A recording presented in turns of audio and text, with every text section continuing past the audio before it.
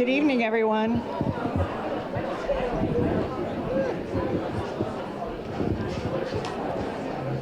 right.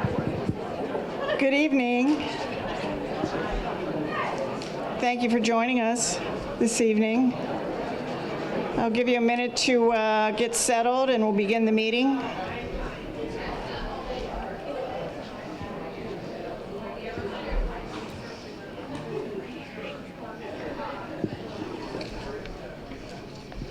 Thank you. I'd like to welcome all of you to the RSU 14 Wyndham Raymond School District Board of Directors meeting. This evening is Wednesday, March 1st, 2023. We're in the Wyndham Middle School cafeteria, and the time is 6:30. May I have a roll call, please? Kate Burks. Here. Jessica Bridges. Here. Jenny Butler. Here. Jody Carroll. Here. Caitlin Downs. Here. Pete Hensler. Here. Shar Jewell. Here. Kate Levier. Here. Christina Small. Here. Al Potter. Here. Will you please rise and join me in the Pledge of Allegiance? I pledge allegiance to the flag of the United States of America and to the republic for which it stands, one nation, under God, indivisible, with liberty and justice for all. Whoops. Thank you. Mr. Howe, are there any adjustments to the agenda? No, we Okay, don't have any adjustments tonight. thank you. Bear with us, we're not used to using these gadgets. Before we move into public input, I just have a few remarks that I'd like to make. First of all, there has been some confusion about agenda items this evening. We are not voting on any books, nor are we discussing any books this evening. I don't know how that rumor got started, but that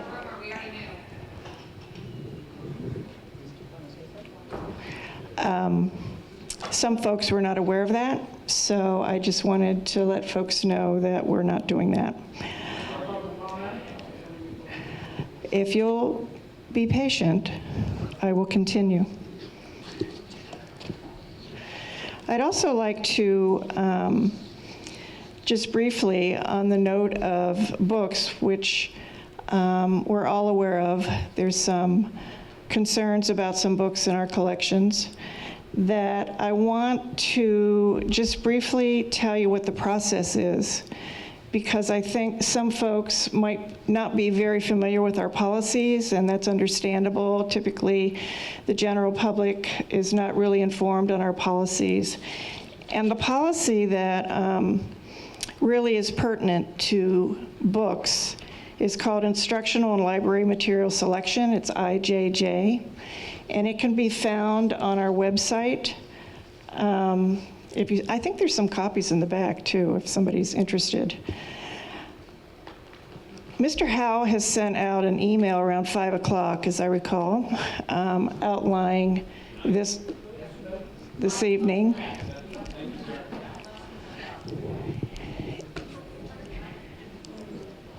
And I want to go through a few things. First of all, there are no changes or access or removal of educational materials until any kind of complaint is complete.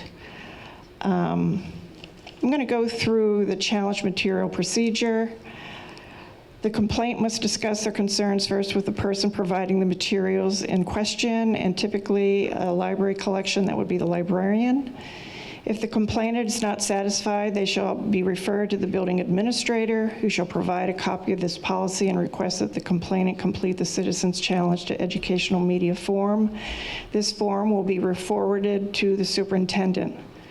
The superintendent shall appoint a committee composed of the following persons to review the complaint: one administrator, one library media specialist, one classroom teacher, the curriculum leader, grade level leader, department head in the subject area of the challenge material, and one community member. The review committee meeting will only include members of this committee. The review committee shall read and examine the materials referred to them, check general acceptance of materials by reading a range of reviews if applicable, and weigh the value of the material in light of this policy and the school unit's educational mission and programs. Committee members are expected to form opinions based on the materials as a whole and not on passages or portions pulled out of context. The committee should generally be neutral toward viewpoints expressed in materials and shall ask the superintendent to consult legal counsel for advice concerning any questions involving freedom of speech or expression. The committee shall meet to discuss the material and prepare a written report with their recommendation. The committee may recommend to make no changes in access to the material, to restrict or relocate the material, to substitute the use of different educational material in place of the material under review, or remove the material from the school unit's curriculum or collection. The committee shall provide a report to the superintendent, who will inform the complainant of the committee's recommendation in writing. If there is no appeal of the recommendation will be implemented. Either the superintendent or the complainant may appeal the committee's recommendation to the board. An appeal must be made in writing within 10 days, I almost said 10 minutes, 10 business days, and must specify reasons for disagreement with the committee's recommendation. The board may set aside a portion of a regular meeting or call a special meeting to review the complainant and the committee report and to receive testimony from representatives of the various points of view who are members of the community served by the school unit.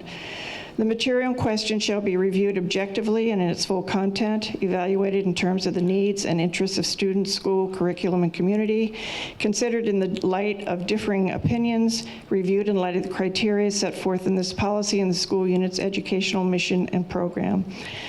The board will announce its decision in writing no later than the conclusion of the next regular meeting of the board. I thought it might be important to really outline this process. I know you all got the email, but thank you for your patience.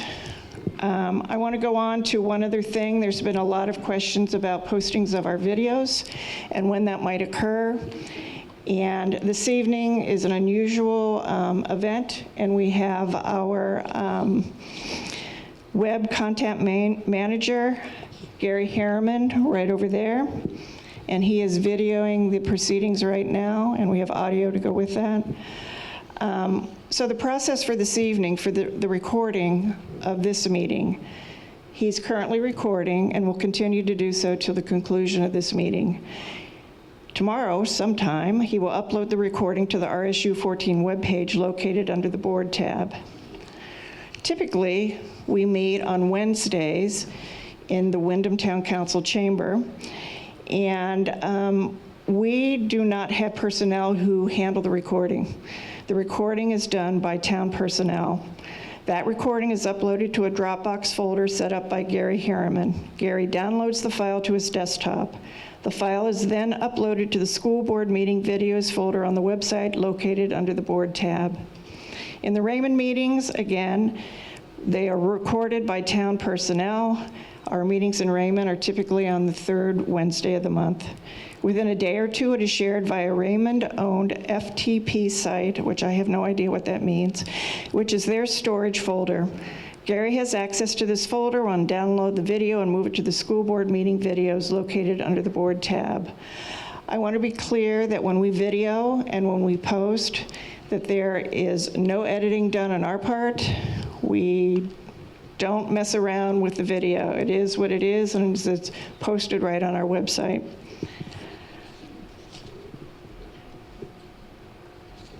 We're going to move into public input right now. And again, I welcome all of you here to this meeting. I'd like to review the guidelines for this evening's public comment agenda item, especially for those of you who have not attended a school board meeting before. All of these guidelines follow our policy BEDH, public participation at board meetings. Again, I believe there's some copies at the back of the room. Board meetings are conducted for the purpose of carrying out the official business of RSU 14 and are not public forums. We welcome citizens to express their interests, concerns, and suggestions related to matters of the school district. Public participation is not an opportunity for interactive dialogue with the administration or board members. We will listen carefully and consider all comments, but we will not respond. Each person will be permitted 3 minutes in total to address the board. This time limit will be strictly adhered to make sure every person has equal time to speak. At the 3-minute mark, the timer will go off and your time at the podium will conclude. If you have not finished your statement, you are welcome to send your remarks to the board for their review. If an individual continues to speak past the time, the video will continue to record, but the audio will be turned off until order can be restored. Thank you very much for respecting this rule.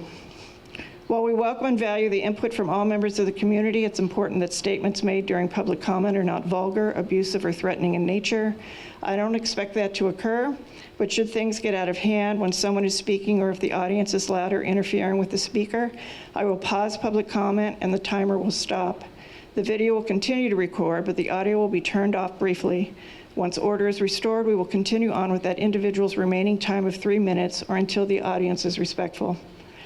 I would like to remind everyone that during public comment, it is not acceptable to discuss personnel matters or complaints concerning any RSU 14 employee at any point during this time. Those complaints should be addressed through a process described in policy KEB, public complaints about school personnel, which again, I think is at the back of the room. If that continues to occur after a warning, I will pause public comment. The video will continue to record, but the audio will be turned off. If the individual wishes to proceed following these guidelines, they will be permitted to speak with the remaining time left of their 3 minutes. I encourage everyone to be mindful that there will likely be students attending or watching this meeting. Please present your thoughts and opinions in a respectful manner and refrain from spontaneous comments when not speaking at the podium. It interferes with the speaker, is disruptive, and makes it difficult for everyone to hear. Each and every one of us are role models for our youth, and I hope we can proceed in a courteous manner. Finally, let me conclude. Let me just say that I understand the emotions are running high. We can all feel it. As I look out at all of you, I see parents, grandparents, students, friends, teachers, neighbors, and community members. We all care deeply about children. It is my sincere hope that we can conduct ourselves in a respectful manner, understanding that everyone is entitled to their opinion and everyone is entitled to be heard. Thank you again for attending. Now we will begin. If you come up to the podium, please state your first and last name and the town that you reside in. Is that up front? Hi, Marge Gravoni. I wrote it down because I didn't want to forget any of this. And I know you're starting the budget. And so a lot of people don't know, but there's over 700 employees. Now, a lot of times there's discussion about teachers, and we all appreciate the teachers, but I wanted to give a little bit of recognition to the support staff. And I wrote it down because I didn't want to leave anybody out, which I probably will. But there's the people, and these people, the majority of them all deal with students. So they're as much a part of the student's day as the teacher is. There's the kitchen folks. You've got helpers, bakers, a cook, and the manager in there. You have drivers. The van driver who drives the van for the deliveries and picks up the food for the lunches and stuff. You've got the grounds people. That's maintenance and ground crew, custodians, mechanics. Mechanics keep the buses running. Custodians, they're the ones that clean up puke that the kids throw up in. They get the toilets running again. Noon aides, good luck to them. That's a tough job. You have all those kids in the cafeteria and on the playground. The library staff, the bus and the van drivers. These are the ones who, and I don't think anybody ever wants to ride on a bus all by themselves with 50 to 70 kids. But God bless them, that's what they do. So, yoo-hoo for them. Secretaries, nurse assistants, and ed techs. Now, that's a lot of people. And I think there are people that don't get recognized as much as they should. It's the support staff, and I know their contract is, I think, this year. So I wanted to give them a shout out because they don't get the recognition that I think they deserve because they impact our students and our children as much as any of the teachers do, which I love the teachers. But support for the staff is great. So thank you.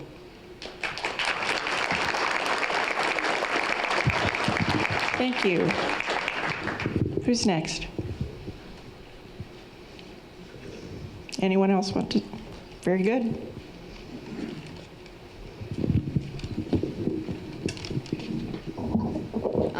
Hello, my name is Emma Morrison, and as a member of this community and student at Wyndham High School, I believe it would be unreasonable to remove the books from the library that are being discussed currently. After researching a little bit, it has been shown statistically that 9.5% of American teens identify as LGBTQ. Because of this, public schools should recognize the need for inclusive resources in the libraries. It is important that young adolescents feel safe. These materials provide this feeling. You have no idea if they have a supportive system at home to embrace self-expression, and you have no idea what they are feeling inside and how they wish to express that. Without these books, these books increase teens' feelings of belonging and self-worth with messages of acceptance and encouragement. That's all I had to say. But. Yeah, thank you.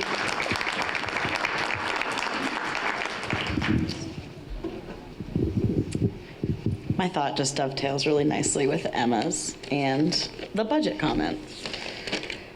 So my name is Kate Turpin. I'm a resident of Wyndham and actually a sponsor of a scholarship at WHS. This is my first school board meeting in this district. I decided to come when I saw, obviously, a billboard in the center of Wyndham that had the word porn in RSU 14. But here we are, not talking about the book. I'm here to speak in support of circulating diverse literature, books that uplift marginalized voices and experiences. I found a slew of data that Emma actually mentioned that says up to 10% of 13 to 17-year-olds identify as lesbian, gay, transgender, bisexual, queer, or with other romantic and gender-based identities. This 10% does not magically transform overnight on their 12th birthday. They are 11-year-olds, they are 7-year-olds, and they are babies sometimes.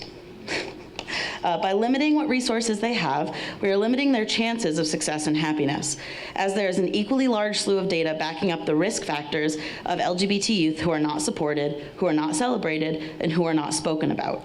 To achieve this aim, I want to propose that RSU 14 start hiring for a diversity, equity, and inclusion coordinator, because to the extent of my research, I did not see somebody on district staff allocated in the budget. I would stop now if you could respond to me telling me if that was true or false. Someone to intentionally integrate diverse, age-appropriate literature and organize a unified district plan to tackle topics like racism, homophobia, ableism, xenophobia, etc. A diversity coordinator would eliminate the risk that well-meaning staff members assume when trying to advocate for a marginalized population of students. A diversity coordinator could sit with community members to listen, become a bridge, and educate. RSU 14 needs a diversity coordinator to stay relevant and on par with the other schools that have this position allocated in their budgets. Thank you. Thank you. Who would like to go next? Perfect.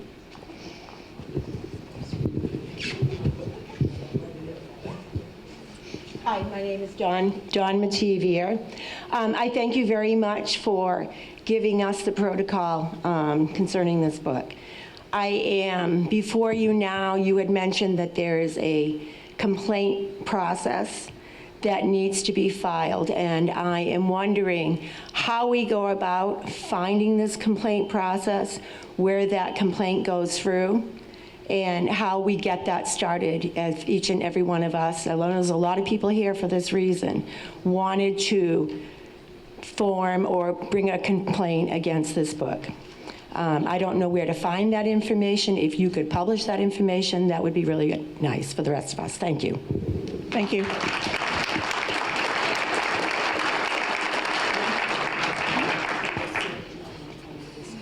I'm Scott McDonald. I live in Wyndham. I just want to say, nobody here, I don't know about everybody here, but I have nothing against anybody's ideas, views, or anything, but I think it's wrong that basically pornography is okay if it's doled out by the school. That is absurd. There's an LD 123 that's trying to get through now, and that would remove that from the state law, and obviously that needs to be done. This is grotesque. Everybody here knows it, and I implore you all to don't think this is going to change because you complained about a book. I've complained about books. You're going to have to get together and homeschool and do everything you can to protect your kids until until this is removed. We need school choice. We need to have some choice. But right off quick, we need to have them stop handing out pornography, no matter how you identify or anything else. I have really nothing against anybody, but this is absurd and everybody knows it. Thank you.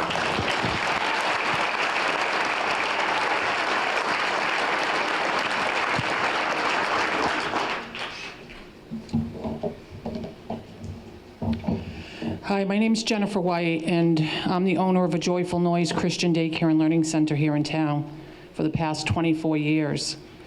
Licensed for 100 children, and we have an after-school program that we can take children up through the age of 12, according to the state. I am really just flabbergasted that we're even having to come to this tonight. Let me just say, according to the child care licensing rules that I have to follow as a state licensed provider,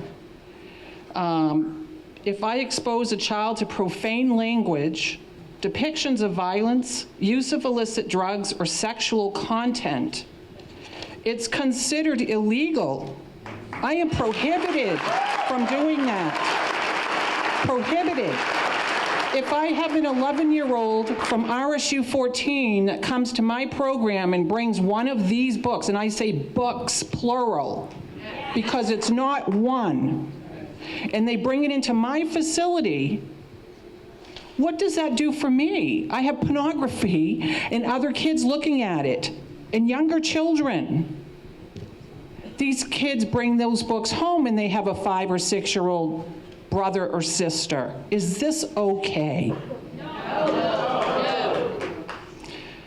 I would urge you, if you care about our children's education, you look past personality differences and you think of the legacy that you personally are going to leave behind for this community.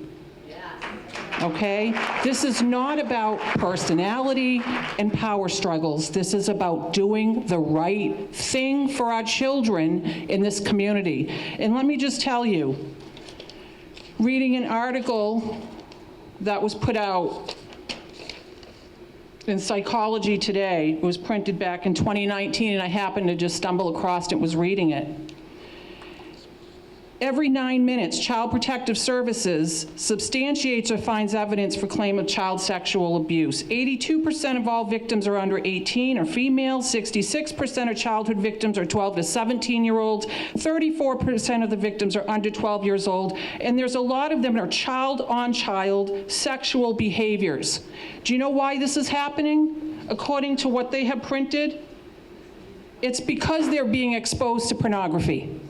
So should they be getting it here in the schools? No, no. We need to stop it. Please, please, if you care and you love our children, and I believe you all do, but I really think we need to get past all of these personality conflicts and power struggles and make the right decisions and set a standard for our community. Thank you very much.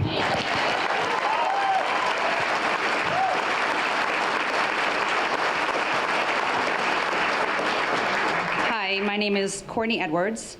I am a mother of 2 children that I have no plans on sending to your public school system, which you will be receiving my letter of intent the following year. I am here to bring light onto the book Gender Queer, in which inside you will not only find sexual depictions of children engaging in sexual activities, but also you will find a very concerning website called kink.com. In case you weren't aware, I am here to bring you some insight on what that site has to offer. The moment this website pops up, you'll find a rather large warning of adult content. This warning reads as followed. By proceeding any further to this website, you agree to the following terms and conditions. You certify that you are 18 years of older, according to the minimum age requirement by your state and county law. You agree that you will not permit any persons under the age of 18 years of age to have access to any of this material contained within its sites. The following categories within that site include gangbanging, family ties, which is indeed incest, anal vaginal fisting, bondage, cream pies, and we're not referring to Little Debbie snacks. Also, double anal.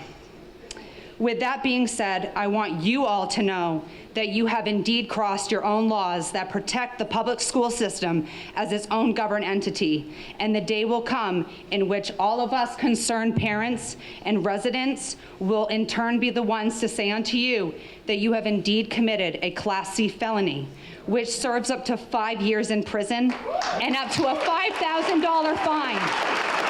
Also, I would like to add that we are all aware of your attorney's office going around to school boards and ministers and teachers on how to fight against the parents. And just so you all know, we are not going anywhere and the fire will not be put out.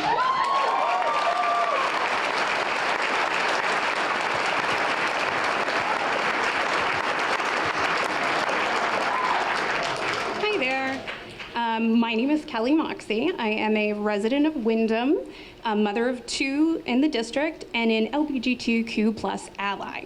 Like any parent, I have a right to deem what's appropriate for my children.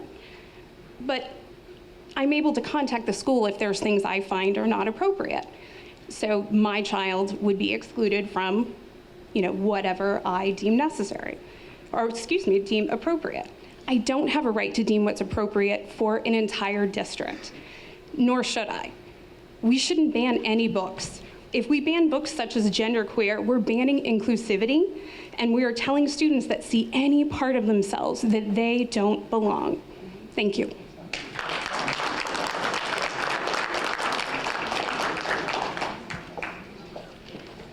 Good evening. My name is Erin Hansen, and my husband Rob and I are parents to 2 Windham High School students. I struggled to decide how to address my concerns this evening. The question that keeps coming to my mind is why? Why are these materials present in our middle and high school libraries? I am aware there's more than one book in question, but the one I specifically saw was genderqueer, so that's where I'll focus some of my comments. When I first heard about the book, I did some research for myself. I was horrified by what I saw. I was able to read some of the book before I decided I'd seen enough. The pictures in this graphic novel are indeed graphic. The accompanying language is shocking and profane. I'm not even comfortable sharing examples here because of how uncomfortable it makes me as an adult. I looked up reviews for genderqueer, and the recommended reading age is 18+. In other words, it's for adults. In a comic book form. Again, why? Why is a book showing explicit sexual acts that is rated for adults present in cartoon form in our schools? Parents should not have to worry about things like this in our public schools. In the Windham High School Handbook, your technology use standards state that school computers for pornography is extremely inappropriate. How are you justifying violating your own policy? The most disappointing thing about this for me is that people will target an anti-gay agenda as the reason for opposition to this book, to distract from the real issue at hand. It's easy to explain away this book by saying it was chosen for the sake of representation and inclusion. I myself am a special educator. Part of my job is to promote inclusion. If I were asked to use material like this, I would quit my job. My concern about the nature of this material would not change whether the characters were gay, straight, transgender, whatever. I am not anti-people. I am pro-child. I am pro-families. Parents know what's best for their child. It is not your job to decide for us with matters such as this. This is to the school board members specifically. I do not envy the position you are in right now. However, I want to take this opportunity to remind you that you are in those seats because you were elected by many of the people sitting in this room.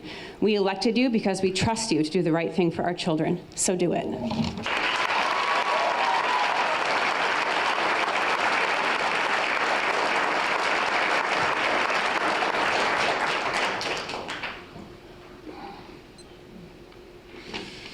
My name is Mike Trombley.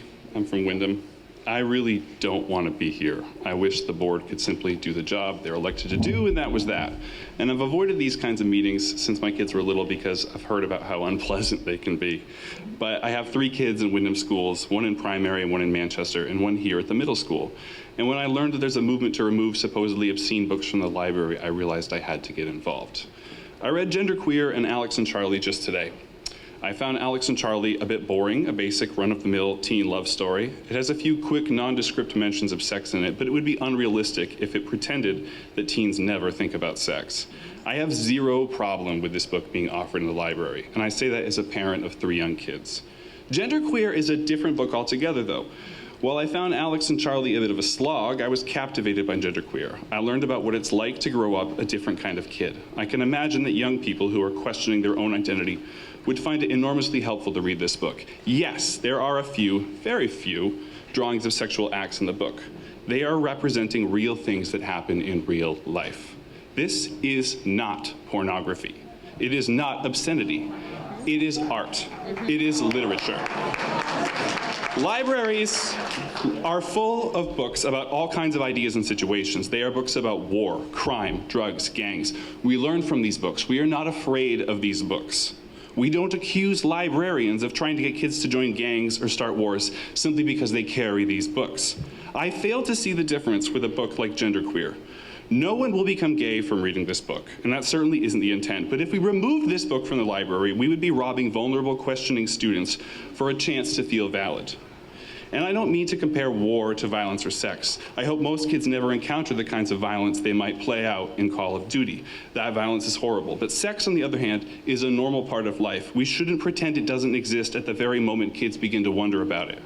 I'll leave you with a quote from Judy Blume, who has had to respond to calls for bans on her own books. About her book, Forever, Blume said, "Kids are always asking, how old do I have to be before I can read this book?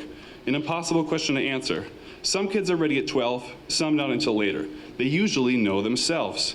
If it makes them feel uncomfortable, they can put the book down. If they have questions, it helps if they can ask an adult who's also read the book in full, hopefully." What a wonderfully simple approach that I think everybody could learn from.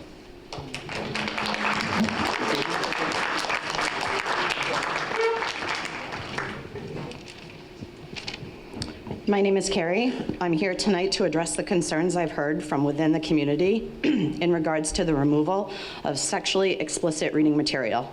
The argument at hand is that by removing such material, it's equivalent to removing the child. While I can understand your argument, I would like to also add that while such reading material may be deemed educational for some, for others it could be an extreme trigger from sexual childhood trauma.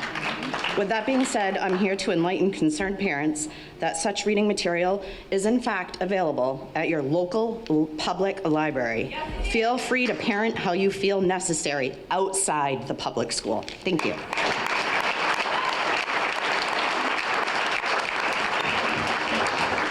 My name is Rebecca, and I am a resident of Windham.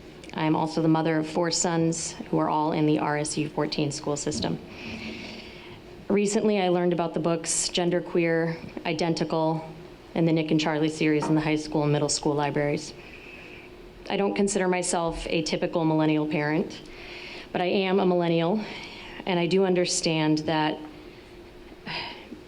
those who are tired of attempting to fight these things, I get it, because I know there is an underlying fear of rejection within my generation that can sometimes make us apathetic, complacent, or lazy when it comes to fighting anything that feels uncomfortable.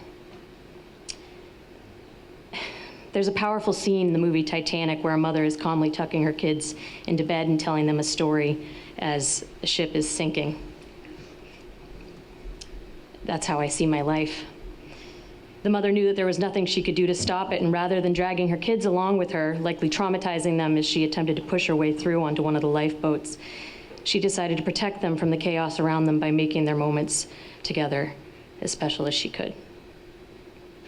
I am that mother, and I desperately want to protect my children. And I know that even though it might feel like the ship is sinking to a lot of us, I want to change the narrative of that particular scene and at least try to do more. So here I am. This is me trying. Coming forward to meetings like these, making my voice heard, and to say that my husband and I do not want these books in the school's libraries. And continue to hope and pray that the superintendent and the school board members listen to the parents and the citizens of RSU 14 to do the right thing, remove these books.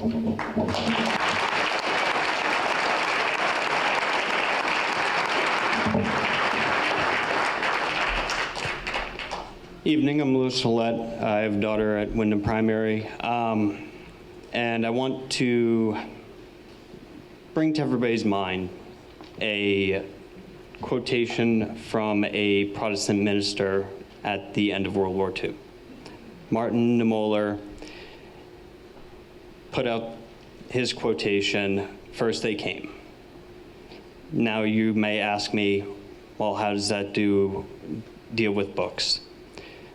Well, 1933, May 10th, there was a mass burning of books in the center of Berlin, 20,000 books. I understand that that is a giant leap from 2 or 3 that are in our public libraries or public school libraries. However, denying inclusivity is how that all started. First, they went after one group. Nobody said anything because they were not part of that group. Then they went after another group. Still, nobody spoke up because they were not part of that group. Where does it stop? Just because these books get the axe or don't get the axe, what's next? Catcher in the Rye, To Kill a Mockingbird, Romeo and Juliet. They all have sensitive subjects, and that is where an onus is on the parents to address those topics, which I understand can be uncomfortable to touch on. But I recommend actually watching an episode of Bluey with your kids, because that show is not so much for kids as it is to teach parents how to parent, how to handle those rough, difficult subjects that you find uncomfortable with your children. All right? So, I implore the district to weigh in on the inclusivity for those who are underrepresented. Thank you.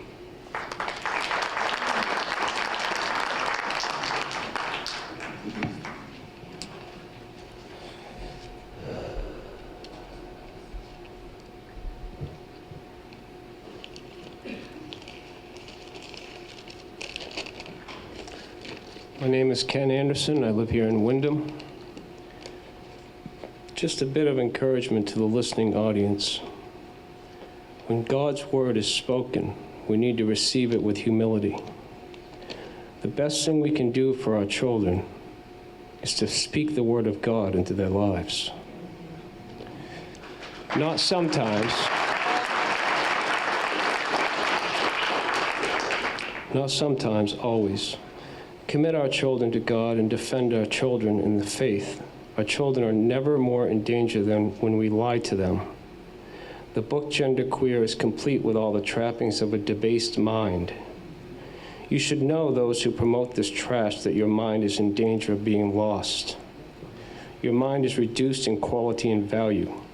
You have become futile in your thinking, unprincipled, and your mind is profane perpetually. No small part of this book or any books like it should be allowed in our school, no matter what age you are. This type of book causes so much pain and corrupts the viewer's mind. We have to put our foot down when it comes to things that we take into our mind. Parents, our greatest joy should be to see our children walk in truth. Our faith in Christ should govern everything we do. Fathers and mothers, take back the institution of family that God has entrusted to you. Most everything the culture stands for is designed to play heavy on our emotions. Start with small things. Stop watching shows that degrade the family. Stop watching things that are filthy and that you know are wrong. Tear up anything that is not pure or good for your mind to look at. Throw out whatever is robbing you of joy. The stuff that the DOE is pushing in our schools is vile at best. This should be an indicator that God is using the wicked to bring about the redemption of some. God tells us in the book of Philippians that we are to stand fast in one spirit, with one mind, striving together for the faith of the gospel, and be not terrified of our adversaries. Those who are promoting this type of material should repent before holy God and confess to him that you have sinned against him and turn from your wicked, evil ways and receive the gift of salvation. Now, to the children, if someone is telling you that you can be whoever you want to be, then these people are not your friends. In fact, the Spirit living in them is your enemy. And Christ, and you Christians, we need to pray for the lost. Do not stop praying and engaging with the schools. Thank you, Mr. Anderson. Your time is up.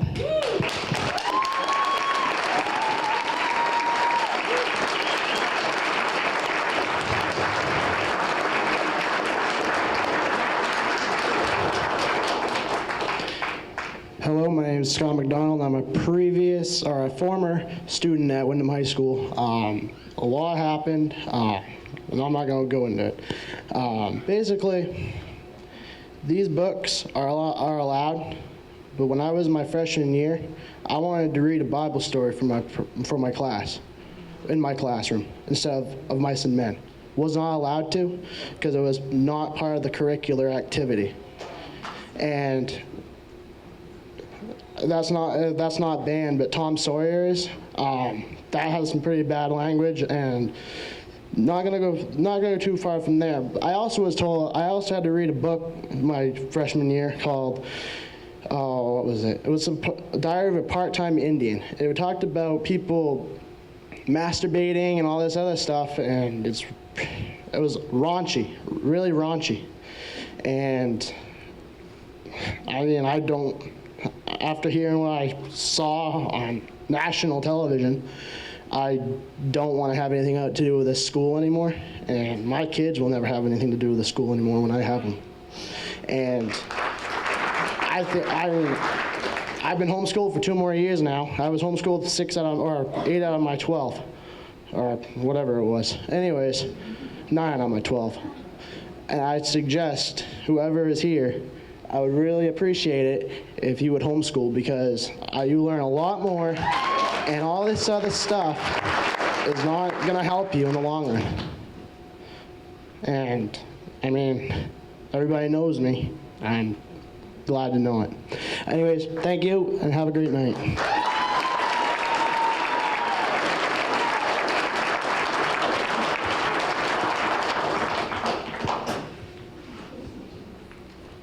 Good evening, and want to thank you for the opportunity to address you this evening. My name is Heather Siraki. I'm a mother of 3 adult sons, and I'm building a new home on Penny Whistle Drive here in Windham. We're all here because we care about the well-being of children. Innocence will be taken from them soon enough. In her autobiography, author Corrie ten Boom told a story about a situation that illustrates my point. As a young girl, while traveling with her father, Corrie asked her father about sex, and he looked at her as if to reply, but instead he set down their heavy traveling case and asked her to carry it, but she couldn't lift it. She said, "It's too heavy." "Yes," he said, "and it would be a pretty poor father who would ask his little girl to carry such a load." It's the same way, Corrie, with knowledge. Some knowledge is too heavy for children. When you are older and stronger,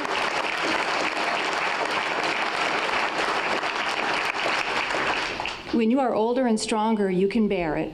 But for now, you must trust me to carry it for you. It is not perfectly normal for the adults in the room to entice and provide sex manuals, erotic stories, and graphic illustrations to pollute and exploit children, especially against their parents' will. Children are naturally curious. They depend on adults to guide them and to guard them. Parents and guardians understand children can be damaged by carrying too much information when they are not ready, the effects of which may surface in seemingly odd ways. Phobias, nervous tics, eating disorders, substance use, emotional outbursts, dysphoria, confusion. Age-appropriate materials should be available in a manner that respects parents and guardians. The easiest solutions are often the best. Remove the books from the shelves. Provide a suggested reading list for parents or guardians. Many parents may prefer to consult their pediatrician and research appropriate material without involving the school. Another option may be to require opt-in signed permission slips other than the commonly offered opt-out. Don't assume children should have access to the material without permission. This option protects both the school and the child. Store the books with the school nurse or other licensed professional. Require annual permission slips for access to sexually explicit materials, and notify parents when and what materials have been provided to the child. Thank you. Thank you.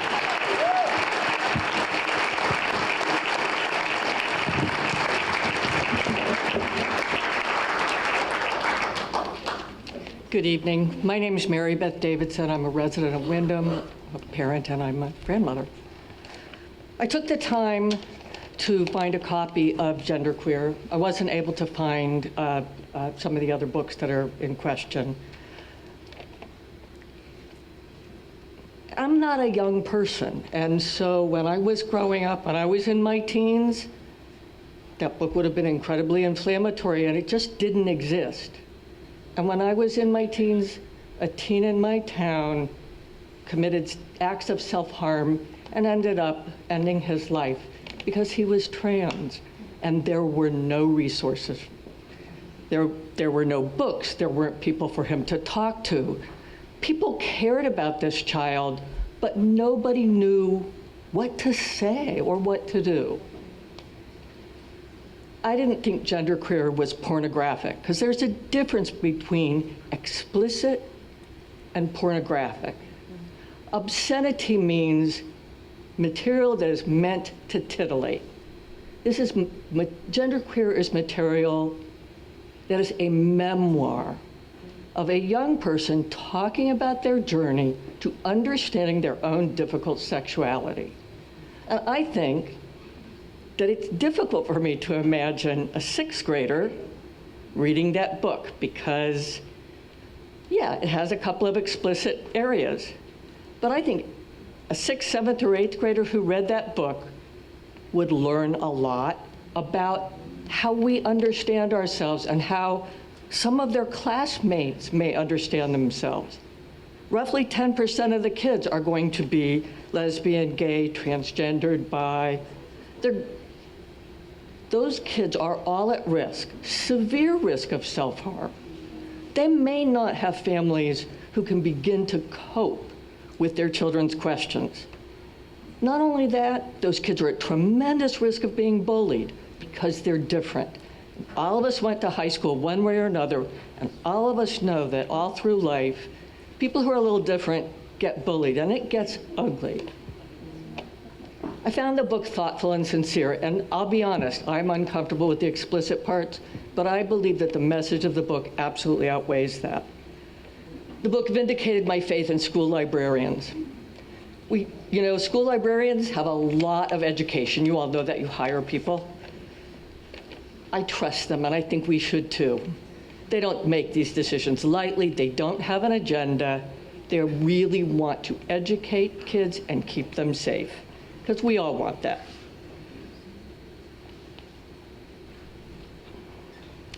And last of all, I used to be a bookseller many years ago. I owned a bookstore.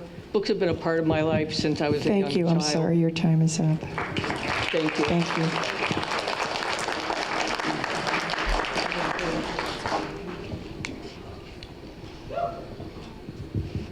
Good evening. My name is Ken Clark, and you come to these meetings a lot of times. I have 2 girls in school.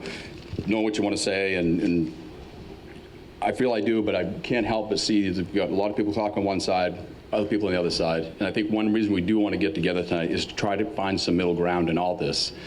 And I think where the porn to me is just the low. Okay, I'm not against gays. If someone thinks I am, please prove it to me. If someone thinks I'm a racist, please prove it to me. I don't want to be accused of that anymore. The porn, like I said, has just hit an all-time low. I don't think porn is good for someone who is gay at a young age. I don't think it is good for someone that is straight at a young age. I'm going off my notes here, so I don't know why I have them, but I've asked the question, it's where the parents get frustrated with the school board, because you say you're open about this stuff, and all of a sudden what happens is you get a poster up on the school wall that my 11-year-old takes a picture of and shows me. And what it says, if your gender, pronoun, or name has changed, you may request an update to your school records. The name gender change request form is available at this website, at this link. Your school counselor is available if you have questions or want support. My 11-year-old saw this poster, as did all your 11-year-olds that went to the middle school. How do you think that but without my knowledge? Honestly, without my knowledge. That's why the parents are a little bit frustrated, because there's another question that I get frustrated with the school board because I've asked it many, many, many times. I've never gotten an answer. You say, ask the question, we'll do it. Send an email, we'll answer your question. I've never got an answer. And what that question was, is who within the entire SU14 school system is qualified, has the education, certification, qualification, designation, degrees, etc., to talk to my child about her sexuality. This is a heavy. Can you tell her to be silent, please? Our school council is, so I never got an answer to that from the school board. I wanted them to bring someone forth, but I figured if they're bringing such just porn to the school, they might have researched it. No one was brought forward. You have no one in that expertise, or at least you haven't told me so. So I went out and I found a person that did. This person, she spoke at the June 15th meeting at the school board, okay? She is a counselor, has a PhD. She's a doctor of philosophy, licensed clinical professional counselor, certified therapeutic counselor, licensed clinical professional counselor. She's got more designations than I can even understand, for heaven's sakes. And she spoke, and she was she can say it better than I can, but what all of us have to understand, even if your children are gay or on that path, is that seeing the images at this age, their minds, they understand, they take in information, but they don't understand what the repercussions are. Okay, that's what she told me as a professional. So they act on things and don't realize what the repercussions are. Okay. Thank you so much.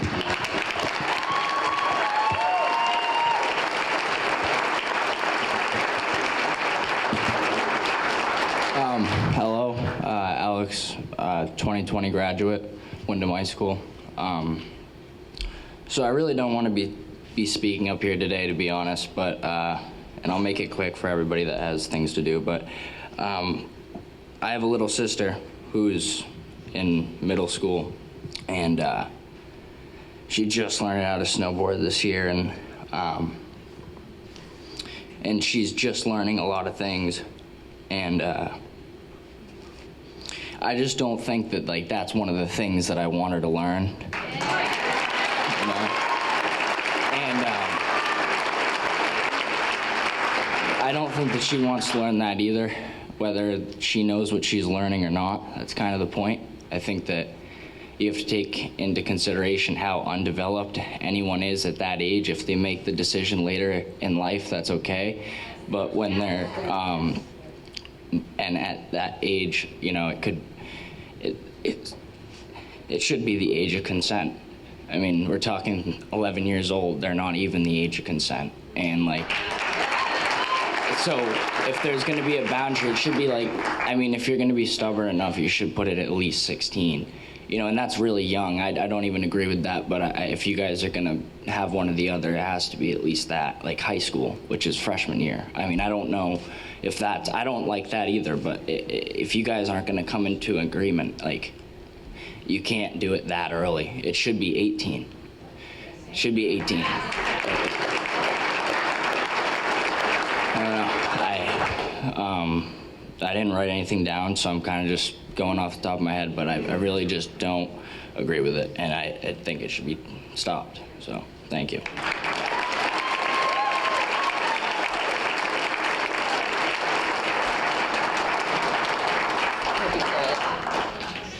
Hi, my name is Jay Fuller. I am a graduate of Windham High School's class of 2022. And I'm a paleontologist in training and just a regular caffeine-addicted college student. But I also happen to be queer and transgender. So you know where this is going. I don't have a label, and I don't need one. I'm just me, and that's what matters, like the protagonist of Genderqueer. And this book that you all are so angry about is something I wish I had in my youth. But I didn't, and I still ended up like this. I learned about it through online resources and friends, not for school or books, unfortunately. But most of all, and I really want to underline this, I always knew I was different. I was never a girl, and I never will be one. In fact, I just got my top surgery a few months ago. And I just want to say I'm just sick of people debating my mere existence. Seriously, my personal life is none of your business, nor is my happiness. Before I became who stands in front of you today, I sat on the floor almost every day in the bathroom sobbing and trying not to throw up because my body wasn't my own, and I didn't know what was wrong with me. Nothing was wrong with me, it was just that nobody told me why I felt like this, which is why this representation is so deeply important. That being said, no matter what you do, trans and genderqueer people are always going to walk the earth with you, and they just want to live, so you may as well just find something else to worry about. They aren't hurting anyone. And I hope to whatever DNA there may or may not be, depending on what you believe, that trans and genderqueer, or just queer kids in general, have people in their lives that actually love them, because my heart would bleed for them to have an unsupportive and bigoted parent. I've read what you all had to say. I agree with some of you. Well, the rest of you, please listen to me very carefully. This isn't how you care about kids. You just care about your bigoted ideas and ignorance. Stop pretending and just support these trans kids. They always have a much higher suicide and murder rate than any other group in the US. Kids will die and hearts will break if this ideology continues to spread. And being a grown and transition queer person myself, I will always have a voice for them. We've always been here, and we will continue to be here no matter what you do. I'm curious if you will ride the current with us or fight it to the wrong side of history. Thank you.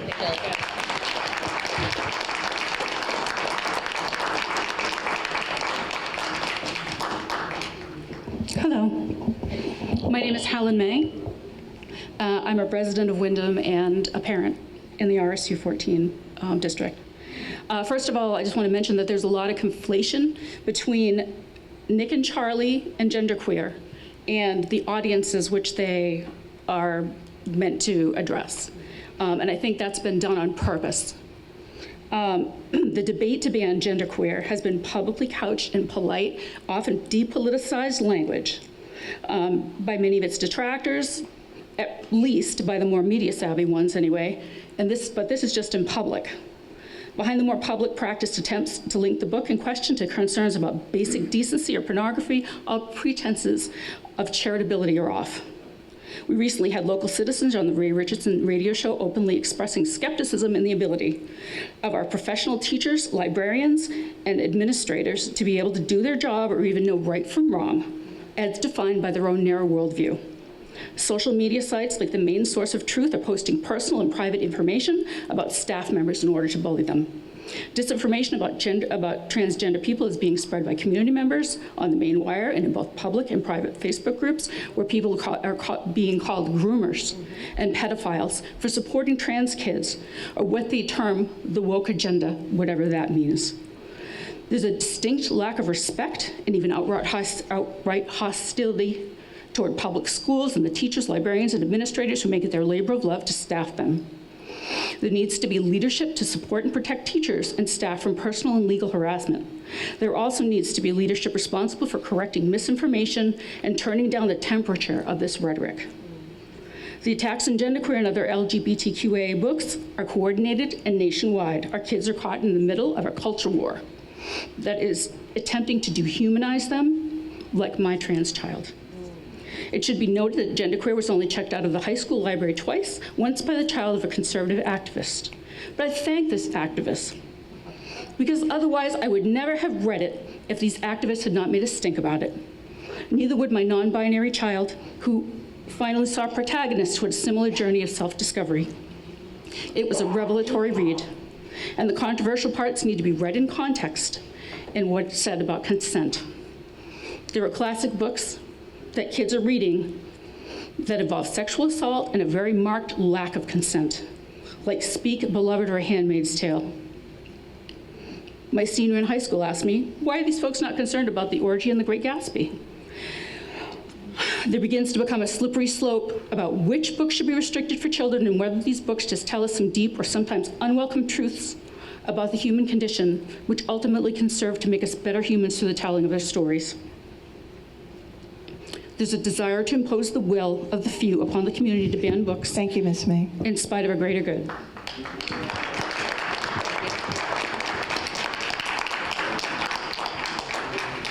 Hello, my name is Sarah Davis, and I'm a resident of Raymond. And I'm kind of shaken up here. I cry for the death of Jordan Small Middle School. I realize what a wonderful place we get to be when I come out to things like this all the time, and think it's really troubling that maybe we're going to end up in a much bigger world surrounded by all of them. But I'm here today to say that very simply, I do not support banning any books in any of our schools. I have seen both the books in question. I think, as was stated previously, the issue is intentionally conflated, intentionally drawing attention to the more aggressive book and suggesting that middle school students are exposed to that, which is not, in fact, the truth. In fact, my sixth grader, when she was a sixth grader, wasn't even allowed to read Hunger Games because that was a 7th and 8th grade book. So people are overstating the issue, and they're working to ban books. There are plenty of books that make me uncomfortable. I started to read my children Huck Finn. I couldn't finish. The language in there makes me uncomfortable. That doesn't mean the book should be banned there or anywhere else. I've heard some of the most disturbing things I've ever heard in my life just standing back there. I've heard some pretty disturbing things about what people think and what people think books make them do. I think we need to address that outright. But it is our job to make all literature available to kids, to trust in school librarians, to pick age-appropriate things, to not conflate the issue, and as stated previously, to not get engaged in a political war and put our children at the center of what's really a conservative liberal struggle that's going on throughout everywhere else. And so please, I encourage you all as school board members to do the right thing here, stand up for our children. Parents have choice. If you don't want your kid to bring home a book, you can absolutely make that clear. You can make that clear to the children and the school. You have all the choice in the world. If this were forced curricular, I think we could have a different conversation. It's simply being available in a library is a totally different thing. Thank you. Thank you.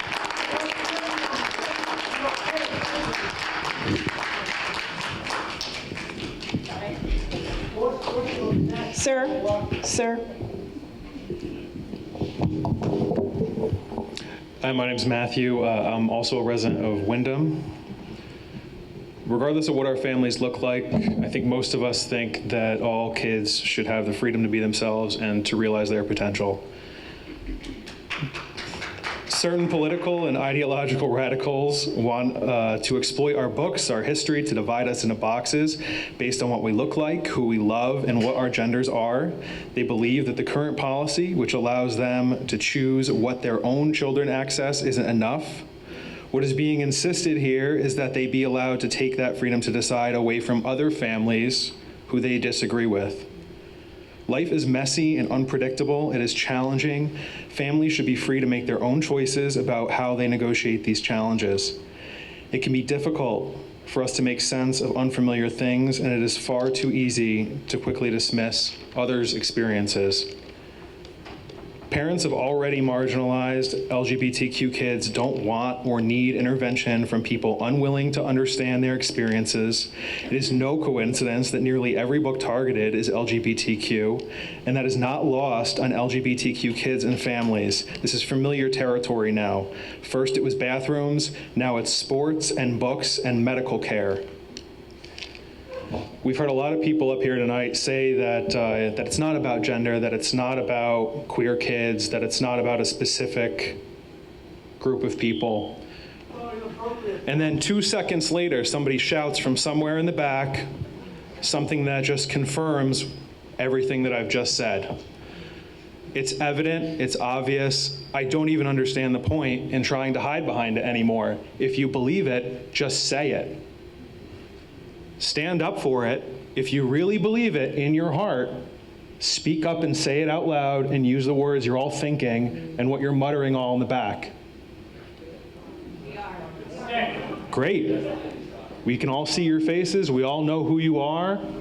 At least you have the courage to stand up here and say it. Use the words you really want to use. Ladies and gentlemen. All we're asking here is that the current policy that allows for families to choose for themselves how they negotiate the challenges in their own households be preserved. People have a right to choose how to raise their own children. Everyone can choose to restrict access for their own kids to whatever materials they like. They do not have the right to extend that control out of their homes and into the schools as well. Let people choose for themselves how to raise their kids. Thanks.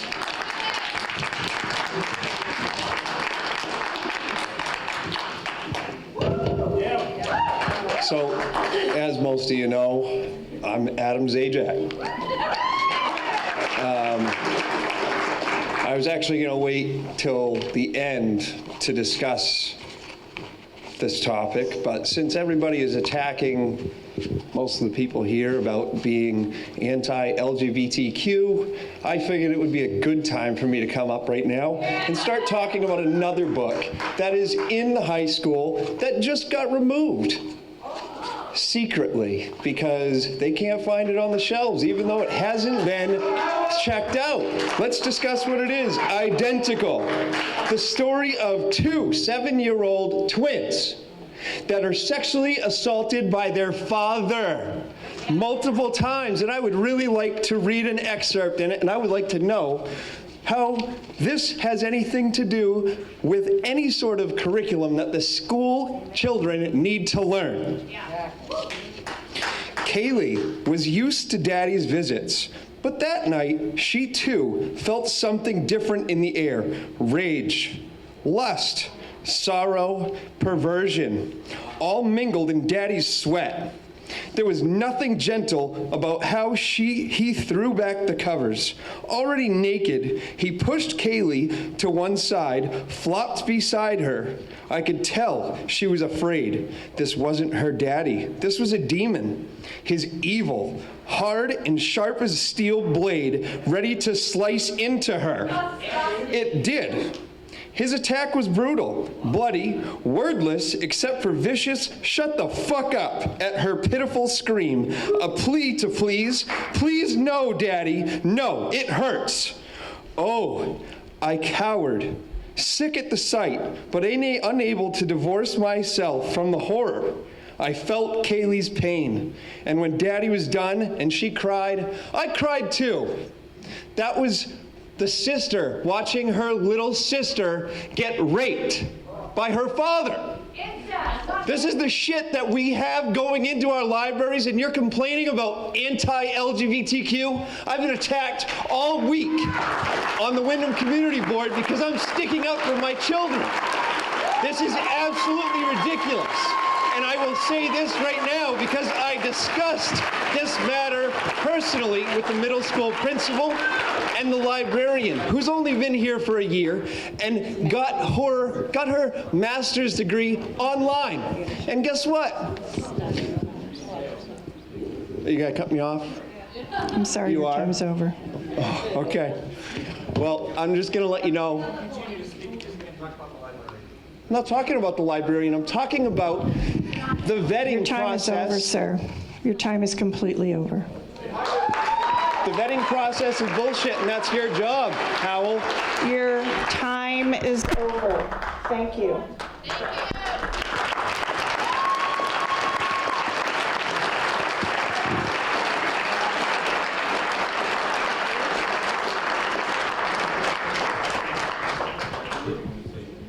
Leave it to me to have to follow that.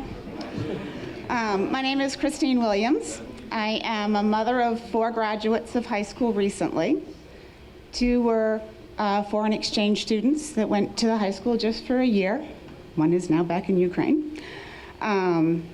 And 2 from high school, one class of 2022, the other class of 2020.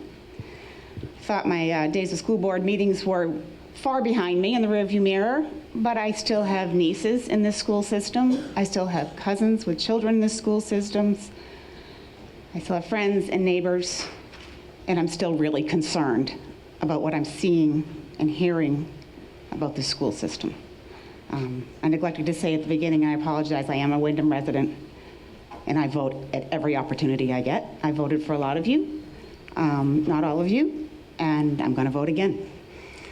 After 3 generations of our family attending Windham schools, I thought our problems were solved when our kids made the decision to leave RSU 14 and attend a district that had higher educational standards. That is an option that all the parents have. I volunteered in the school system. I loved it, but I think it's losing its way. I think there's material that's showing up that is just simply not age appropriate for the kids that are in this school. I wasn't planning on talking today. I just kind of heard last minute. A friend asked me to come talk, and I said I would. I volunteered here. I went quickly online when I got done today and looked and grabbed the current volunteer application. Besides name, address, and phone number, there's only 3 questions on that volunteer application. 2 of the 3 deal with sex. I have it if you want to see it. I went and pulled the internet policy for laptop use of the kids, and the internet safety policy reads, all users and their parents and guardians are advised that access to electronic network may include potential for access to materials inappropriate for school-aged pupils. Every user must take the responsibility for his or her use of the computer network and internet and stay away from these sites. I tried to find the dress code because that was a real big deal when my kids were here. I couldn't find it on the public website. Maybe I didn't dig deeply enough, but I didn't see the dress code. But I dare say if a student showed up in a t-shirt with vulgar images or words, there'd be consequences. It wouldn't be tolerated. They'd probably be asked to change. Pretty confident if a volunteer or an ed tech or a teacher touched a student in ways that were beyond certain boundaries, it wouldn't be tolerated and there'd be consequences. Is that right? I'm pretty sure that if a teacher engaged in pornography, it wouldn't be tolerated. Thank you. And I ask you not to tolerate it either.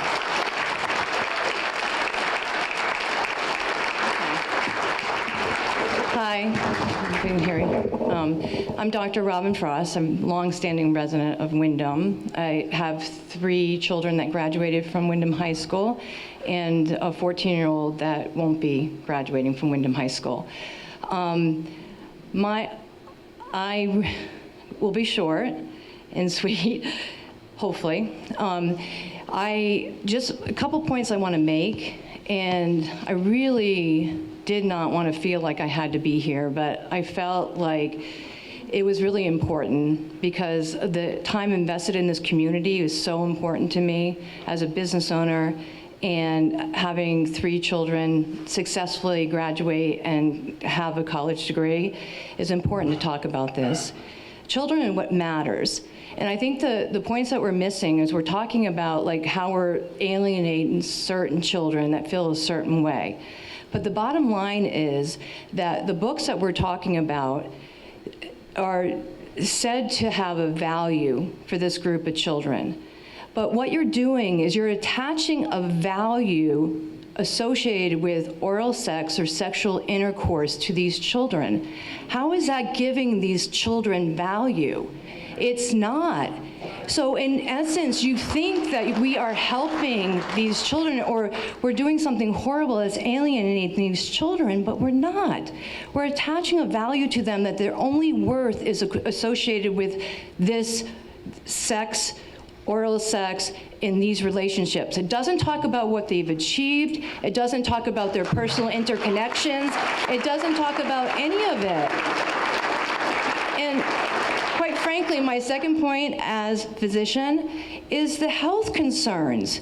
You're promoting a book that you are promoting underage drinking. And your DARE program here, it by far is one of the best programs I've ever seen. I will tell you that when you do that and you undermine that and you're teaching these behaviors through this type of book because you think you're helping a group of children, you're also promoting unsafe sex, unsafe oral sex, sexually transmitted diseases that we're not talking about. Does this book talk about that? Hey, warning before you read this, we're perpetuating these behaviors. It's not healthy. We have health teachers that can handle this, that are well trained. We have social workers that can handle this, that are degreed. We have psychologists that can help in this. We have a department that solely is responsible for children's and their safety. Why are we doing this? I don't understand. And I drove 3 hours. I didn't want to drive 3 hours.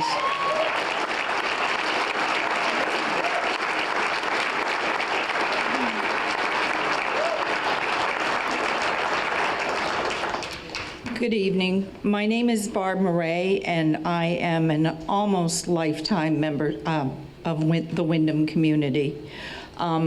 We have 4 generations of Windham High School graduates in my family. And I want to thank the RSU 14 district for providing a wide range of materials to our student community that support and reflect the RSU's mission commitment to establishing a safe, supportive, and inclusive community with success for all. This evening, I have heard restricting ideas, labeling, name-calling, sound bites for the media, and book banning attempts made by a small but vocal minority of this community. I speak on behalf of the First Amendment rights of our students to access the materials that they need to.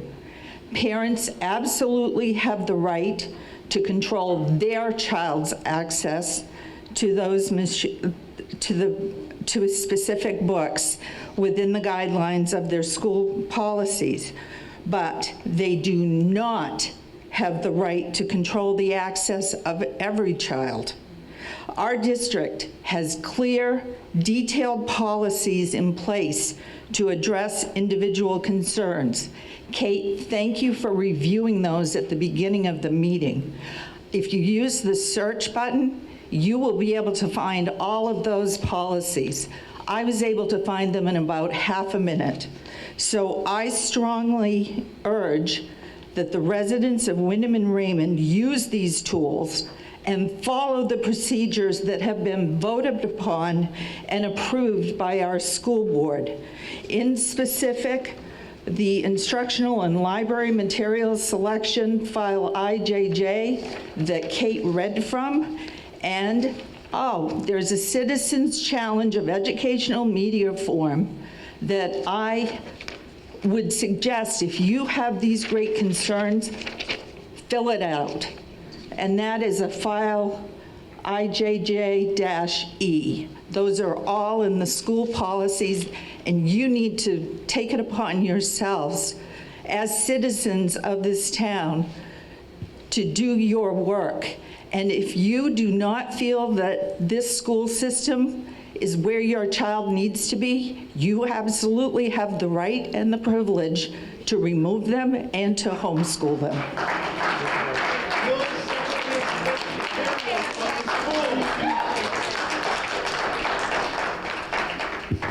You're up. I'm up, okay. You're up. So I wasn't planning on speaking tonight. I'm Steve Adams, by the way. I know I've met some of you before. I teach at the high school, and I've lived in Windham my entire life. I'm a Windham grad. And I actually had no intention of speaking. I kind of came up first and foremost to kind of share some positive things, to give people a chance to take a breath and kind of let things cool down. There's a lot of commentary in the crowds, a lot of things going back and forth, a lot of language that doesn't necessarily make everyone feel safe all the time, no matter which side of the aisle you're on.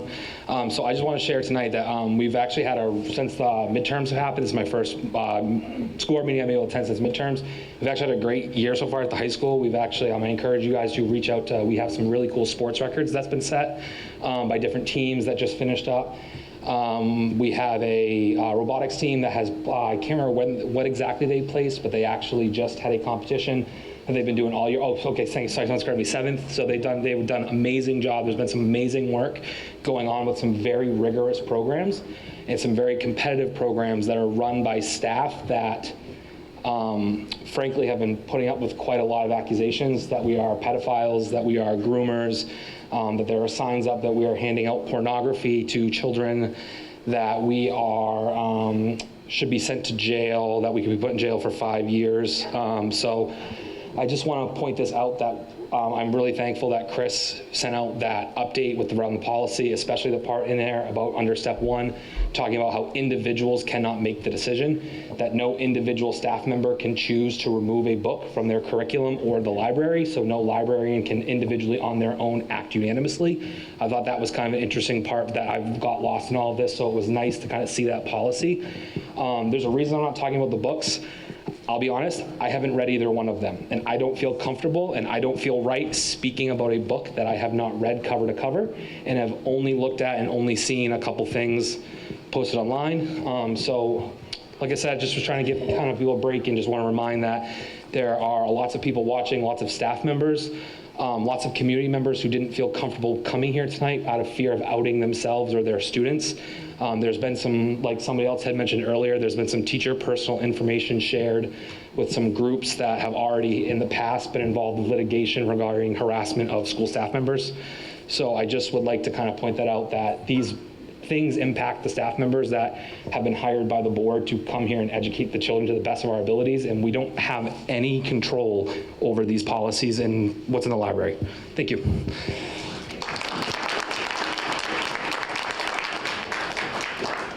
I'm Danny Davis, a resident and mother of children in the school district. I just want to kind of piggyback on the policy thing. We all know it's a policy, so we're following a policy. It's not book banning.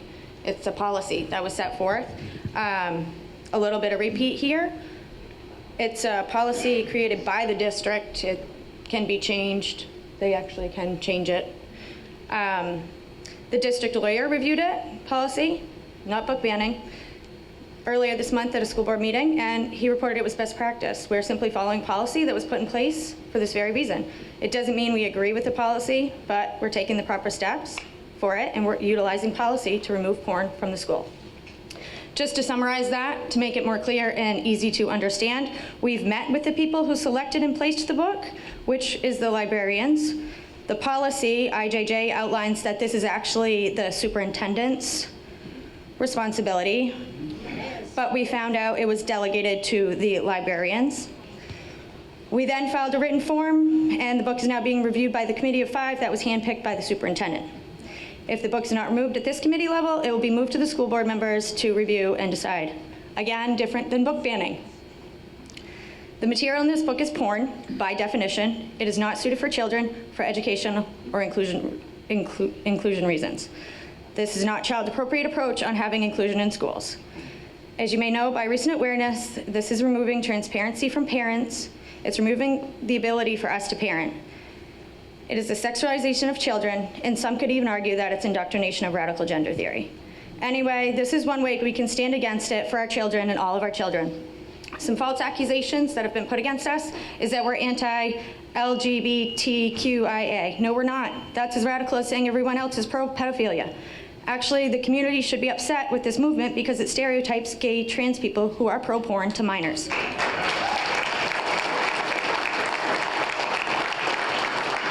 Another false accusation, removing this book removes representation of a child. No, it does not. It removes porn from school. And tying a book to a child's worth is child abuse. This is another false accusation. This is restricting access to students. No, it's not. They can get it many other places, like the public library. Another false accusation. Transgender and non-binary kids are being targeted. No, they are not. Books of this nature, whether it's transgender or heterosexual, are inappropriate. They just happen to be about non-binary and transgender children.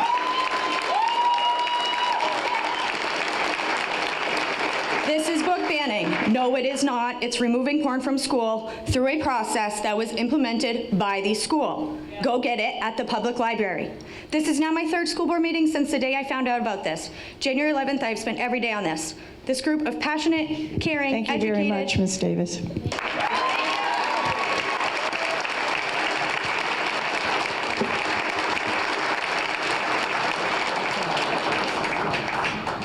Good job. My name is Diane Pike. I've lived in Windham for 35 years. My two daughters are grown up naturally. They both went to Windham schools. I had nothing but praise to say about Windham schools. They love their school, and I love this school. But my whole views have changed today. I listen to a lot of talk shows. I listen to a lot of people talking. This lady that was before me, she is so right. We are not against trans people. We're not against any binary. Be whatever you want to be. But please do not show my children that are 7, 8, 9, 10-year-old a book like Queer Gender that has explicit pictures in it. They don't need to see that at this age. This is a school to learn to read, write, arithmetic. Where is that gone?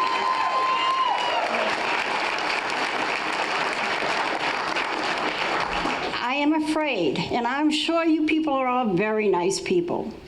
And the school system is very nice. And children are lovely. Can we keep our kids for a little bit longer? They don't need to see it. They have their whole lives ahead of them. I get so shook up about this. I'm very political. I love my country. And I'm just scared to death of what our schools are going to turn into. It's our last remaining thing that keeps us sane. And you people aren't letting us be there or do it. When I heard this, I wanted to cry. Did you people see the Laura Ingraham show last night? And the little 11-year-old boy that said he felt so uncomfortable. He didn't like this book. He was uncomfortable with it. But I guess out of the mouths of babes, that don't matter anymore. It's what you people matter. I believe in God. I hope he's up there. But I do also believe in the devil. And he's on this earth right now. And God help us. Thank you very much.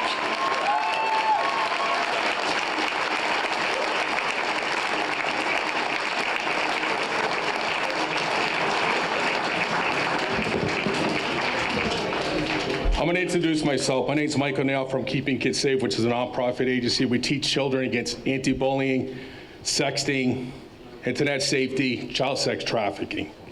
Okay? Do anybody know what the suicide rate in the state of Maine is? For 100,000, it's 16.8. Okay, this is from America Health Ratings. Okay, state of Maine. We have one of the highest child suicide rates in the country per capita. The capita is 10. We're at 16.8. Okay, it's time we get this critical race theory, all this pedophilia, take a step back, work with the parents, agree together on the curriculum that you want your children, these taxpayers are paying your salaries, want to have in their schools. Not what people that you want, but what they need. These children are going home arguing with, matter of fact, I had a friend last night whose daughter goes to Windham. They're arguing because of this, okay? She's at the point where she's so upset, she's like, I want to end it. This is ridiculous. She is 12 years old. She does not need to be going home fighting with their parents over what you guys are teaching. It's wrong, okay? These poor parents have a voice, and they need a voice. Okay, they're the taxpayers of this town. We got to work together to save our children. We have a highest rate of suicide. This is uncalled for. One is too many. Okay, and I teach kids and parents about everything about how to protect their children from grooming, from sex trafficking, from everything. I never thought I'd be up here talking to a school board about protecting our children. Enough is enough. Please take a step back, look at your curriculum, work with these parents together to save our children. They deserve it. They are innocent. Please do us a favor and keep them safe.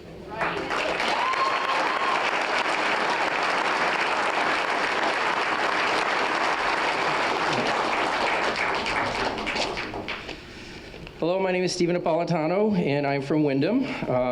Many of the community members don't realize this, but the last couple of falls, there's a trend with the school that's giving a survey to the students, and this goes along with what's happening right now.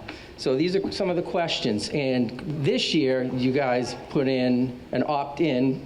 Well, at least the option was there, but you defaulted a child that they have to take the survey as an opt-in. Okay, instead of the other way around. And these questions, this is just a sample of, there was 133 to 170, depending on the age. During the last 30 days, how many times did you take a prescription drug? Have you ever had sexual intercourse? We're talking 6th grade, right? How old were you when you had sexual intercourse for the first time? Here are the options: 8 years old or younger, 9, 10, 11, 12, 13 or more. How many people have you ever had sexual intercourse with? Is it 1, 2, 3, 4, 5, 6 or more? What are kids thinking? Oh my gosh, I've never done that. There's something wrong with me. Okay? I'm going to put it back on you for a moment, because some of you are for this and some of you are not. But if I were to say to Kate Bricks, said, if I asked you, when was the first time you ever had sex? Was it 8 years old? Or if I said to Jenny Butler, what age did you what age did you first have oral sex? Was it 9 years old? It's a little uncomfortable hearing those questions. What do you think it's like for a child? Okay? How do these survey questions support the approved RSU 14 curriculum? Where's the data going? You won't even share that with us. You say it's not traced, but they're taking it on a computer, and there's an IP address that tracks it. Okay? I teach my children not to give personal data online or to strangers. Why is the school?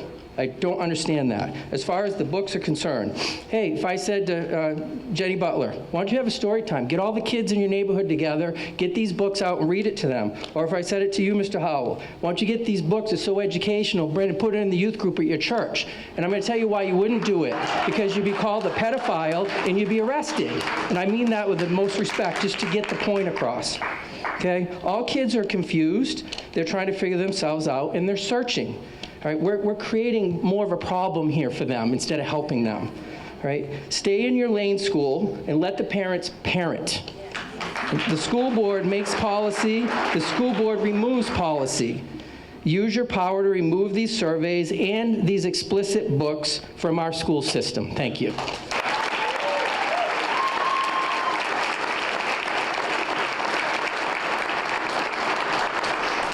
Good evening. My name is Karsa Karen. I'm a resident of Windham. I have a child in high school. Last year, he came home with an article titled, "Why Slut Shaming is Such a Dirty, Potent Weapon."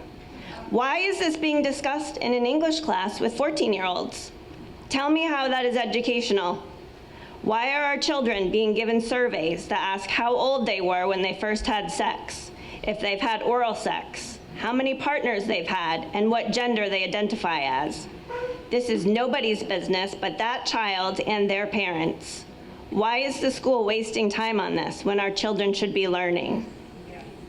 The NWEA assessment scores for Windham for last year show that 48.5% of students fall below expectations for English, and 68% fall below for math. Isn't that where our focus should be?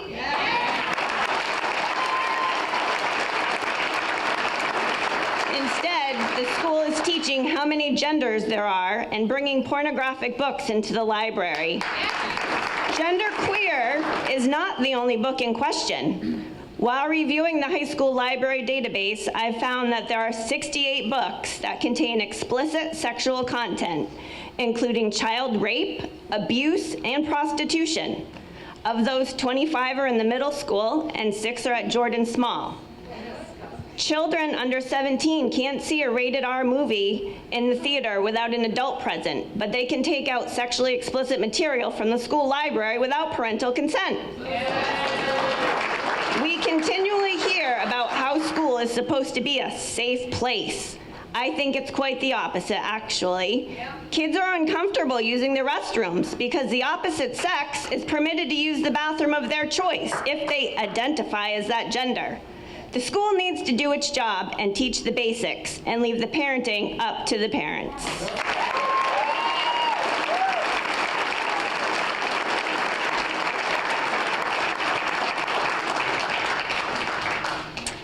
I'm Kristen Day from Wyndham. In this debate over selection of library materials, there's actually only one primary question we have to answer, and this is not an attack on anyone or anything. What content is appropriate in school? This debate isn't about student representation, banning books, suicide prevention, social support, or rights to access. Does pornographic content belong in schools? Is the selection process adequate? Society evolves, but standards of decency in school need to be set above actual pornography in educational materials. Somehow, some books in school with porn content have become synonymous to LGBTQ representation in school. But tying the worth or well-being of students to the existence of any book is degrading, and it's a lie. It's emotional blackmail, is what it is. It's not the characters of the book, and it's not the title. It's some of the content. If you open the book and read it objectively, the author is an adult, it has adult content and themes, an 18+ rating, and these contents cannot rationally be defended for school. Like many of you, I'm a mom first, heart and soul.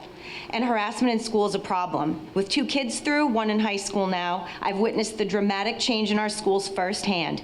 My daughter's middle school experience was a genuine struggle. She was harassed about her sexuality by students who are asked by the Civil Rights Club to open discussions about these private matters as part of their club goals.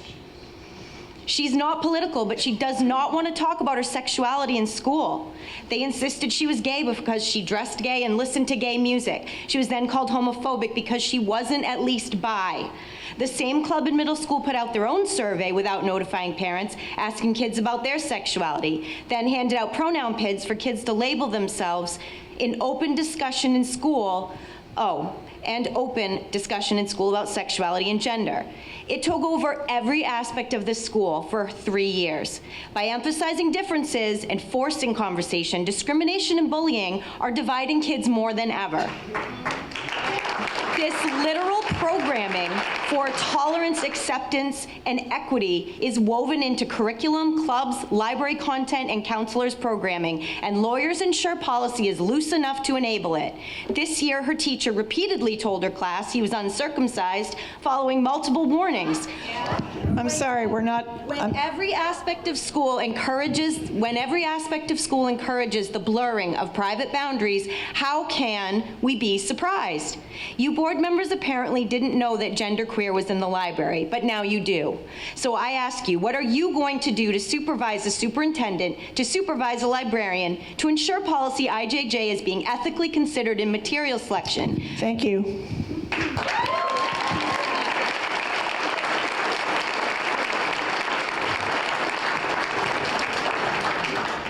Hi. Geez, I just lost it. Dave Donnelly.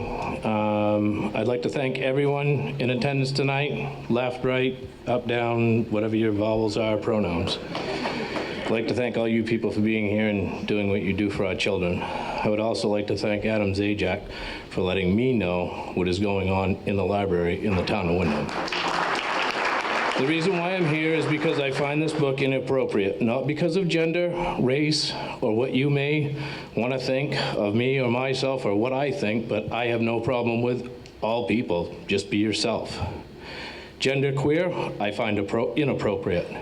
If a child wears a shirt with an inappropriate phrase, it must be removed. If they get in a fight, they get sent home. If a child is to wear a sex toy to school, as shown in the book, will they be sent home or sent to the library?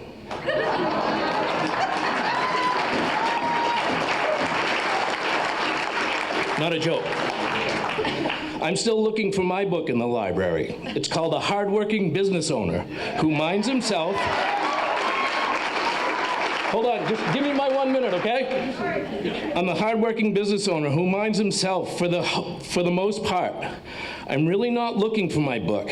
I'm just making my own book. I am my own self. I do what I do because I set my own goals and I achieve them. I don't need anybody to put me here or there or in this block or that block. I have my own block. Any pornographic books like this just need to go out of the school. I can't imagine anyone bringing these books out at Thanksgiving or Christmas to have their child read to their grandparent. If you find the need for a book like this, go buy it and leave it at your house. Thank you.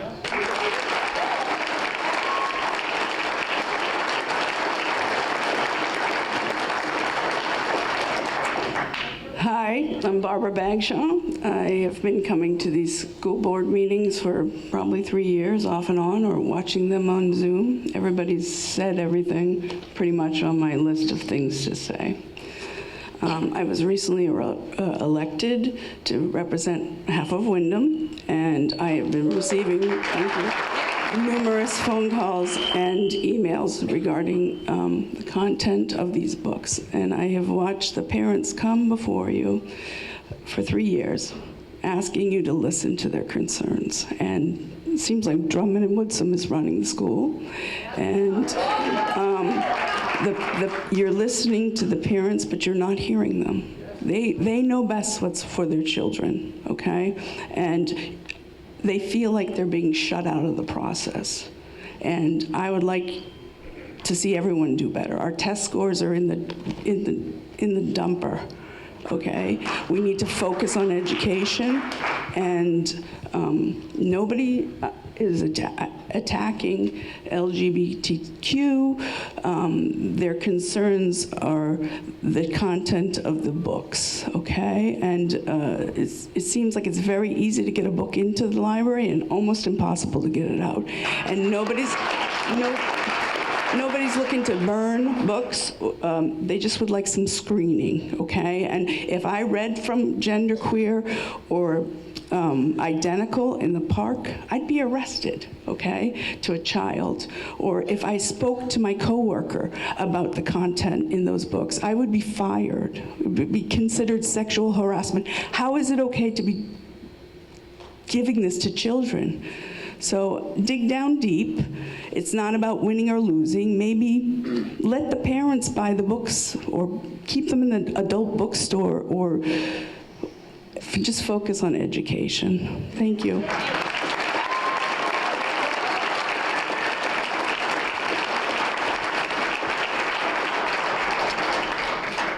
I'm Jim Stoltz, live in Wyndham. Kate, I heard your long delineation on how books get approved. I was in the coffee shop today, like most people my age, and the newspaper is there. The guy comes in, sits down, and I said, "What do you think of this?" I said to him, "There's a young lady behind the counter. She's in her mid-30s. If I gave you a book and asked you to go up there and read a passage out of the book, and she got embarrassed, or her face got red, or your face got red, do you think that book belongs in a public school?" And his answer was no.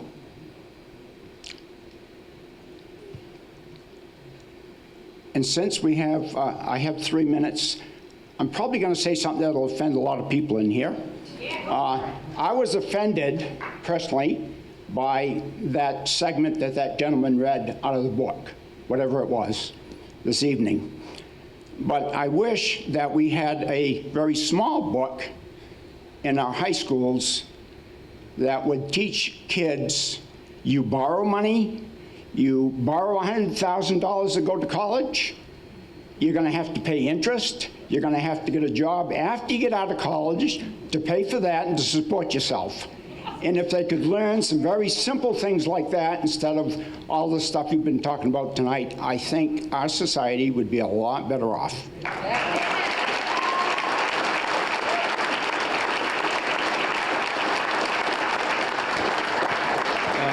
My name's Chris Patterson. I'm a Wyndham resident. Sorry if I stutter and don't speak clearly. I just got off a 12-hour shift, but I needed to be here.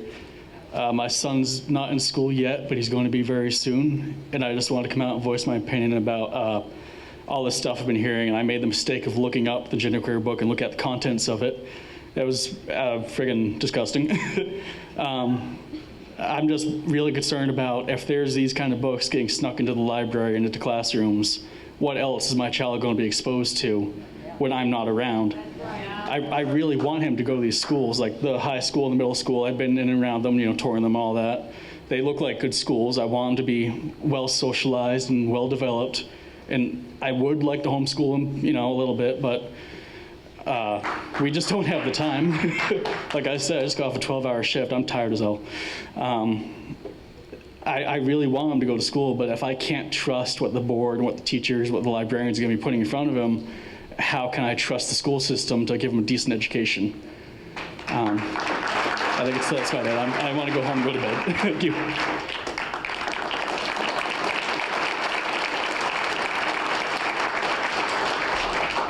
Hi, my name is Beth Hall. I've lived here my whole life. Raymond is my sister town. I'm finishing up what Kristen Day was trying to get through till her time was up. You board members apparently didn't know that genderqueer was in the library, but now you do. What are you going to do to supervise the superintendent, to supervise the librarian, to ensure policy JJ is being ethically considered in material selection? Will you now insist on more oversight than just a librarian ordering a book with one clear because a student asked for it? Now that you know that once it's ordered, it is a legal issue to remove it, you are the 9 responsible for the district, and you can implement a genuine review process to represent all students for library materials. Someone told me last week that the lawyers had already received the related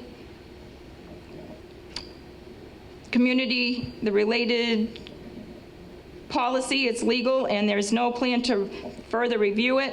That was bold considering growing community discourse on the issue. I'm submitting a policy proposal to supplement IJJ to this board for consideration entitled Exclusion of Pornographic and Other Inappropriate Content in the Education Material to prompt our RSU board to give proper treatment to this community concern, and thank you. The Maine Education Association, one of their missions is partnership. We believe that the key word partnership with parents and families, communities, and other stakeholders are essential to quality education and student success. That's what the Maine Education Association states. Plain and simple, pornography in our schools disguises as art and education in order to slide it through is bogus. It's luring the innocence out of our children up to the age of 18. Don't wait, act now. Wyndham needs to be the model. I stated 2 weeks ago that Wyndham needs to be the model. The state, the country, national, everyone needs to find out. We've already gone national. They need to know where our state stands and where our community stands on this issue. Take the high road. Let everyone know how we feel. Let everyone know what's right. Stand for what's wrong and make it right.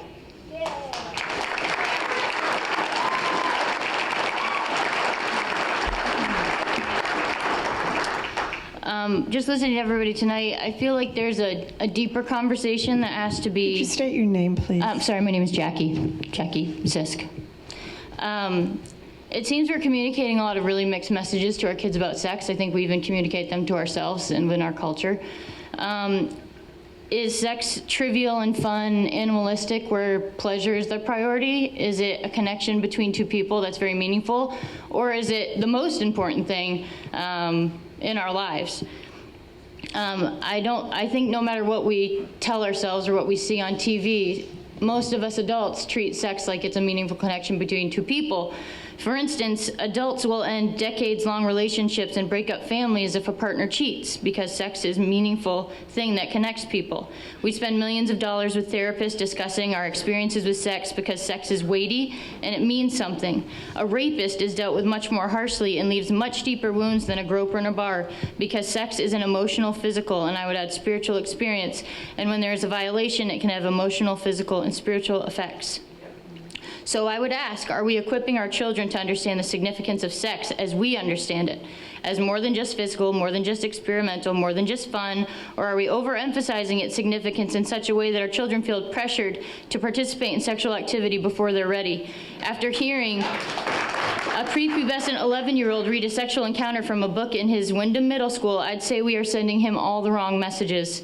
According to Planned Parenthood, the average age when people start having intercourse is about 17. Only about half of high school students have ever had intercourse, and even once they start having it, most teens don't have it frequently. In a more recent stat from 2018, researchers found that 53% of 18 to 24-year-olds were still virgins. So I guess my question is, why are these hypersexual books so important in our schools that some are actually willing to fight to make them stay? Why does sex have to be emphasized in our schools outside of sex ed and STD instruction even more than it already is in our culture? You may say, and rightly so, that our kids are inevitably going to be exposed to things we wouldn't want them to be exposed to by their peers, at a friend's house, at the movies, or on the internet. But that doesn't mean we throw up our hands, stop trying to protect them where we can, and expose it to them ourselves. If your young child sees a horror movie trailer on TV, we usually hope it doesn't scare them and give them nightmares. We don't say, oh well, now let's go watch Texas Chainsaw Massacre, honey. If your teenager gets drunk at a party, you don't all of a sudden start supplying them with alcohol and get wasted with them. My point is, just because we don't have control over everything our kids are exposed to doesn't mean we relinquish control altogether. Our kids are worth protecting at the best of our ability and according to our own values. We're not trying to ban a book from the population. We're trying to ban a book from a school like we ban kids under 18 from rated R movies at theaters, though you are welcome to rent that movie and watch it at home with your kids if you choose. We're certainly not trying to devalue any child, and I am so sorry to hear anybody in here say that they've been devalued or you feel devalued by any of these conversations. That is not the goal. Thank you so much. Thank you.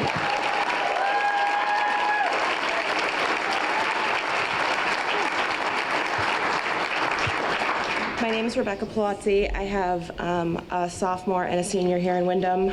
I've been involved with the district in the past, and I'm not a talker, but so I took lots of notes. I'm a firm believer in be who you want to be and love who you love. We should love all those around us the way they are and accept them for who they are. And I understand that a lot of our students might not have that support at home. But that being said, the books that we're talking about, that's not what this is about. This is about crossing the line, blurring the lines, sending mixed signals to our students. If my child were in art class and drew a picture that the pictures that are illustrated in the book Gender Queer, not only would he be disciplined for it, he would be detention, possible parent call, possibly suspension, depending on what he's drawing. So why are we providing that to him?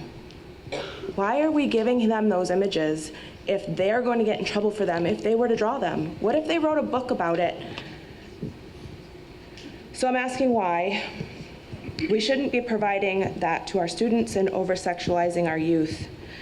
Another note, all school employees are state-mandated reporters. What that means is they are legally obligated to report suspected abuse. This includes sexual abuse. Warning signs of sexual abuse, if you Google Maine state-mandated reporter, it not only gives you all of their regulations and things to look for, some of the highlighted for sexual abuse is inappropriate sexual knowledge or behavior for a child's age, disclosure or other concerning statements from a child, sexual language or sexual storytelling. God forbid a student in our district is getting abused and a teacher overhears and they think that maybe it came from a book, so they don't report it. How would you feel if that student fell through the cracks simply because we've put this material in our schools? As a staff member, we're obligated to protect our students. We are blurring that line that we can't unblur. And it sets us up for failure. It sets our students up for failure. We have to do better. We have to find another way. If it's about supporting the community, great. We need to find another way to do that. Because at the end of the day, all these parents care about their kids. All the stuff, I know you guys all care about the kids. You wouldn't be up there if you didn't care. Thank you very much.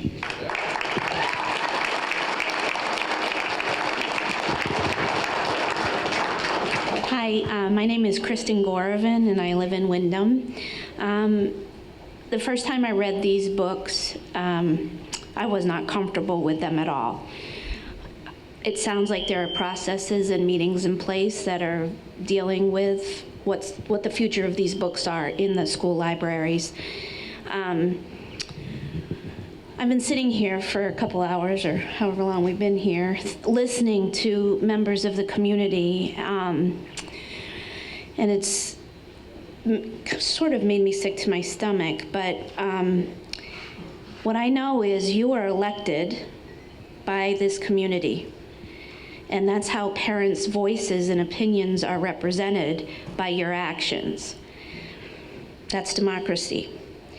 When the young man who was the high school teacher spoke earlier about the great things that are happening at the high school, and he started to talk about his colleagues who are being referred to as groomers, pedophiles, indoctrinators, I want to speak on behalf of the teachers for a second. A former second grade teacher, now I teach at UNE. I teach the future teachers of this country.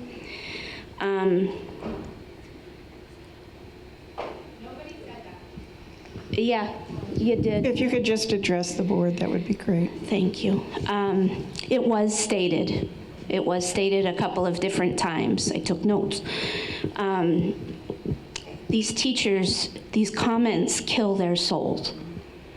And I think we need to take that into account. There is a massive teacher shortage across this country right now. And when we hear comments like this, it's just going to make it worse. You do have the option to homeschool your children, but when we hear things like the views of the schools, the person's view of schools have changed because of these books being in the libraries. They're scared to death of what our schools are turning into because of a book. Think about the hundreds and hundreds of people who are in these schools each and every day. You can yell all you want, but think about the hundreds and hundreds of teachers who are in these schools every day, pouring their blood, sweat, and tears into the success of their students. It's just not right, and I think that if we get into book banning, we're heading into other slippery slopes that states across the country are facing right now. And I just want the teachers of the district to hear me say, thank you for all you do every day, because it's hard. Thank you.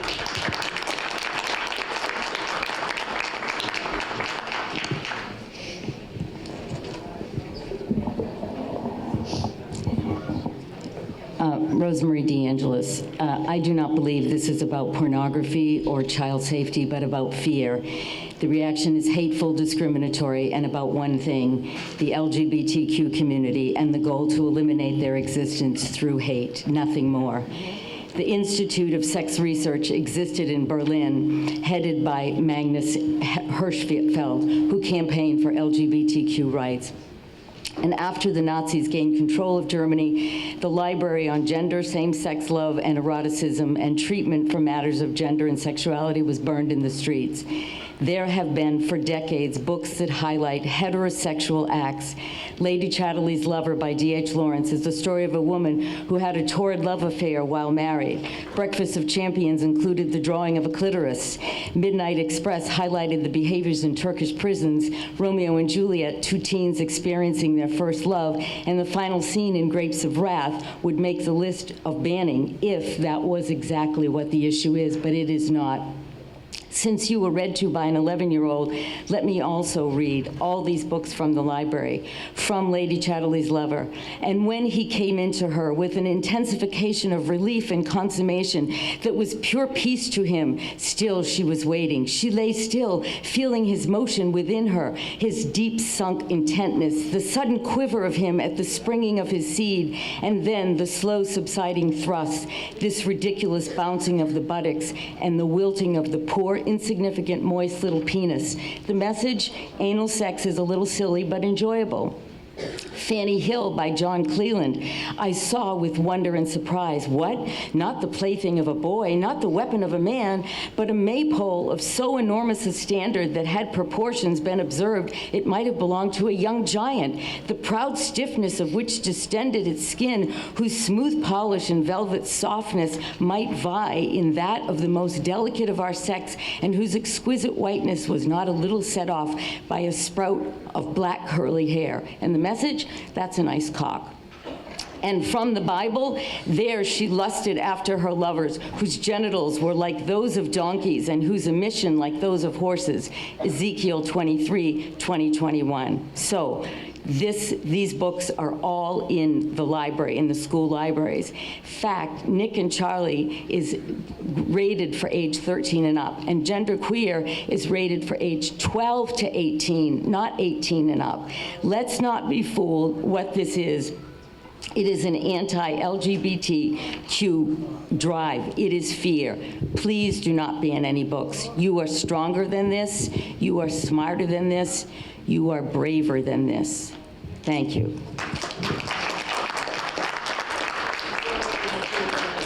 Did somebody forget their glasses? Oh, okay. Yeah, no, I just don't want someone to have to read without the glasses.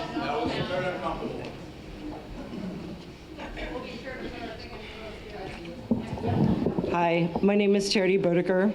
I am from Standish, and unfortunately our board voted to keep the books. And I say unfortunately, I spoke at length about this. I grew up on Cape Cod. I also believe that people are free to love who they want to love. It's okay. It's all okay. But this book, being compared to classic works of art, in our school board, someone on the school board compared this book, Genderqueer, to Romeo and Juliet, which is laughable because most children can't even understand or read Romeo and Juliet without help from a teacher. I just don't really understand why the need we have to have this stuff in schools with children. We don't.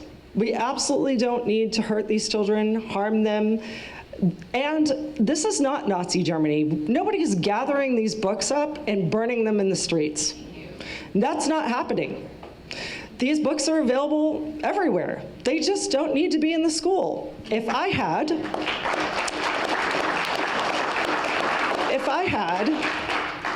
a child come over to my home, I have a 15-year-old boy, and I had visitors, and we wanted to watch a television program or read a book together, it would definitely be age appropriate for every single person in my house.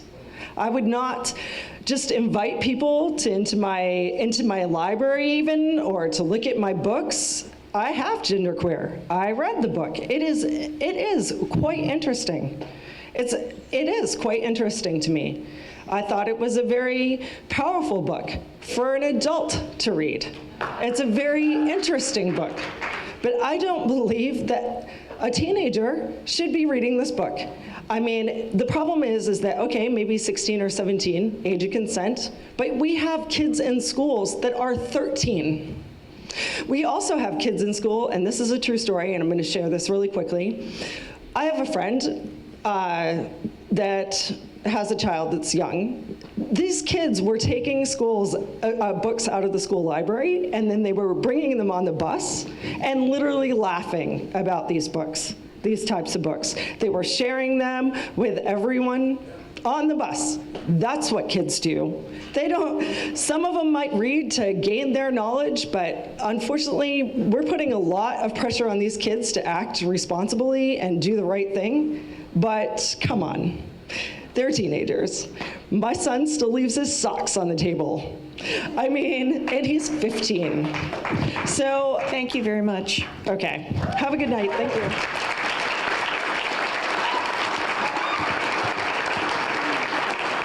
Hi, my name is George. I'm a resident of Wyndham. I'm a male, straight. No one should care who I am. But I have a mother that lives in Windham also, and a little sister that goes to high school. I didn't even know this book was even on the shelves. And then when I heard an 11-year-old read some pages from a book, we're not even talking about 16, 18-year-olds, we're talking about 11-year-olds. And the main reason I'm up here is because the other ones supporting the other side said that we're just standing in the back heckling. Here I am. So I'm gonna thank Adam too. He gave me all the information from this book, and it's disgusting. I just wanted to be up here in support of him and his son and his family. I don't have kids of my own. I'm definitely not going to be a resident in Windham if I do. But I'm here to support my mother and my sister that also voiced very, very strongly about this book, and they feel personal about it. And they shouldn't be scared to say that they're straight. And if they can't talk about their sex experiences in school, she already said she couldn't, teacher told her she couldn't, then I don't understand why this book's here. And it should be banned. I don't know what we're calling it now, fire, like burnings or whatever you want to call it. Just remove it. You guys are elected officials, and we pay your probably salaries, right? Is that, no, we don't. So you guys are just up there, doing whatever you guys do, not elected or have salaries. That's fine. That's pretty much it. I don't need my 3 minutes or 2.5 that you seem to give 5 to the other people that talk on the other side, but have a nice night.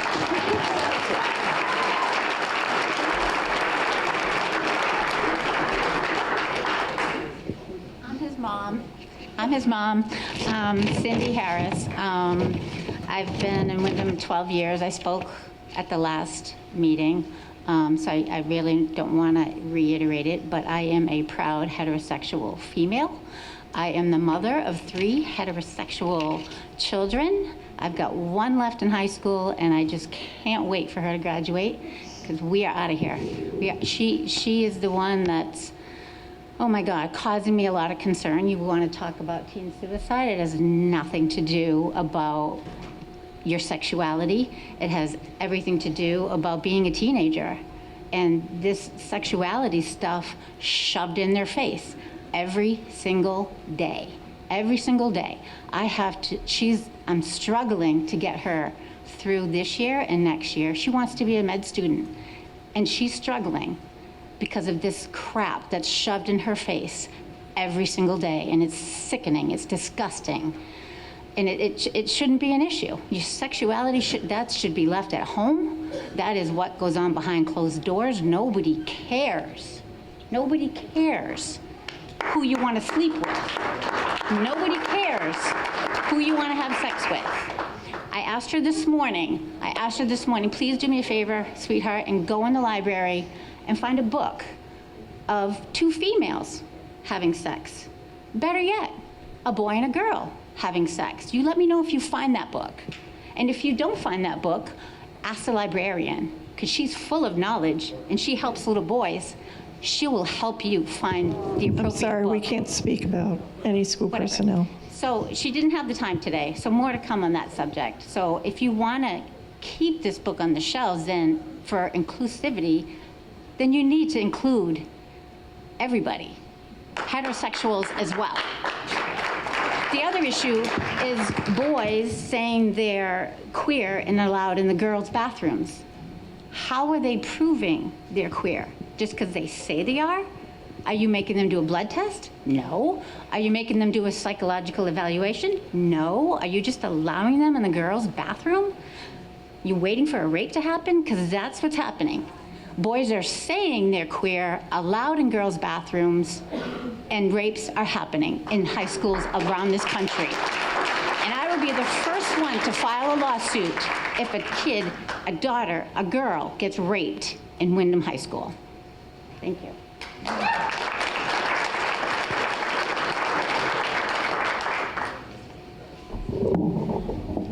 I'll be brief. My name is Doris Meehan. I'm a Windham resident for the last 52 years. I have 2 children that graduated from Windham High School, and 1 graduated from Cheverus. I think I already said I did not intend to speak tonight, but I just wanted to reiterate what Heather Siraki said much earlier this evening, because I think it might have been glossed over. She talked about Corrie ten Boom's dad saying that he would not give her, his loved child, a weight that was too heavy for her to carry. And therefore, he would tell her more about sex when she was ready for that weight.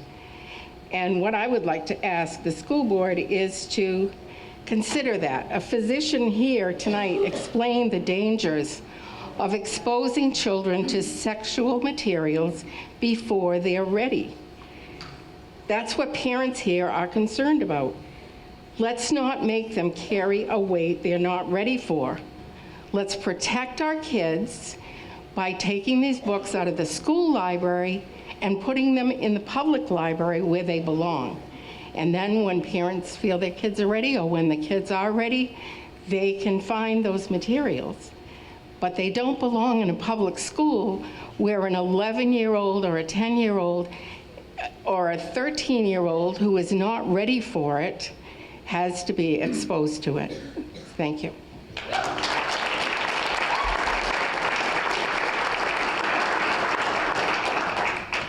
Hello, I'm DJ. I'm from Jordan Small Middle School, and I think those books shouldn't be at schools because, one, they have pornography in them, and they shouldn't be handed out yet to young kids.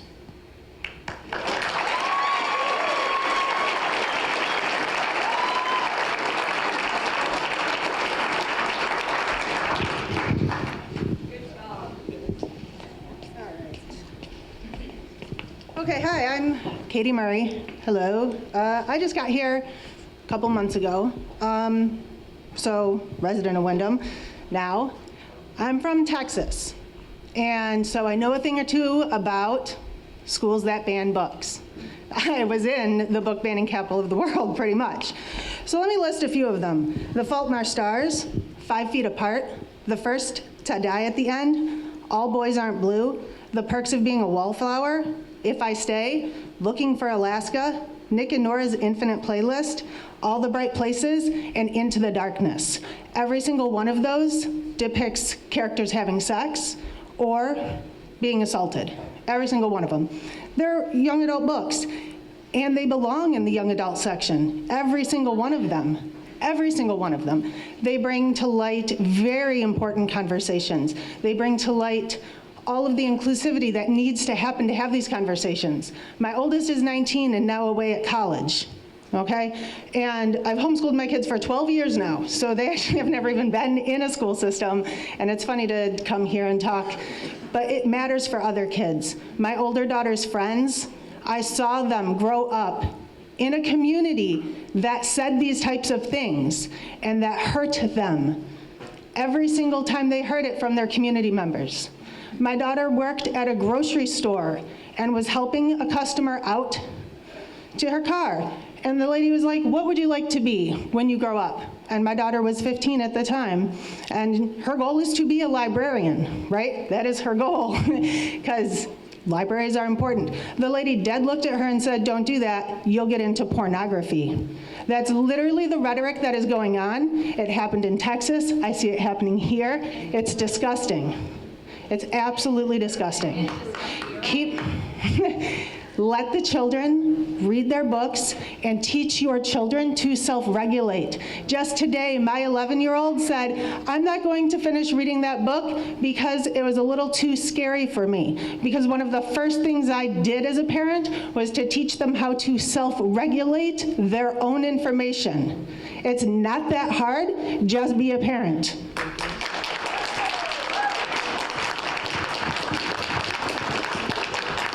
Hi, my name is Nicole Varney. I'm a Windham resident. I think that the biggest thing that we need to do here is separate emotion from logic, because I feel like a lot of people are taking it very personally about this.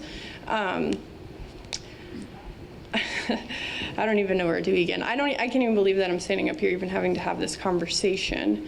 I wrote some stuff here.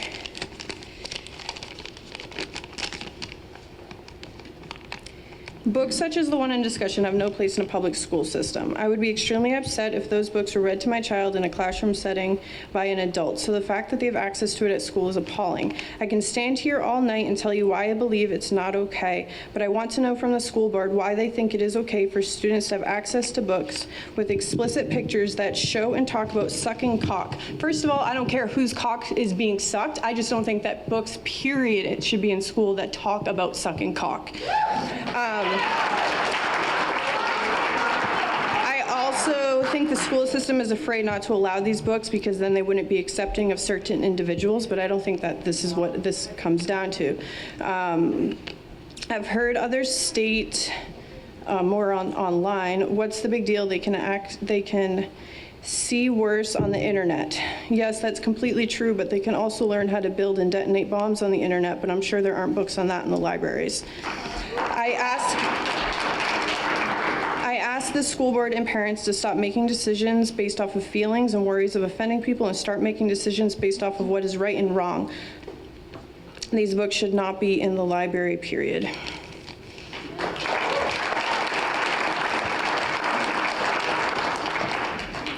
Hi, my name is Julie Clifford, and I actually borrowed the two books that we're talking about from Adam Zajac, and although we may not agree on all topics, we do agree that these books are not age appropriate for the library.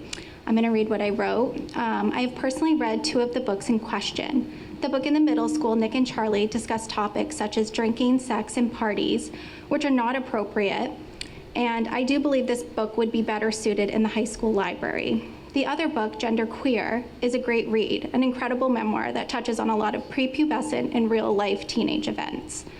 However, there is a page in this book with illustrations that would not be appropriate for a child under the age of 18.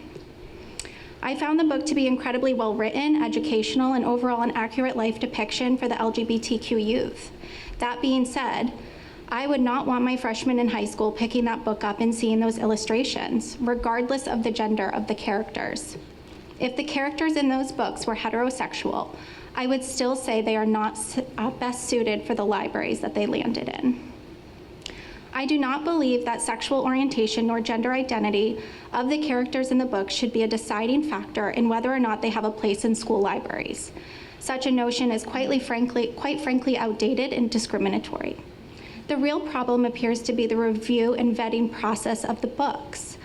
I am not in favor of book banning, but I am in favor of ensuring books are at the age-appropriate libraries. I strongly feel that if we are removing books from libraries, we need to consider them all for review and not a select category or group of people to focus on. Thank you.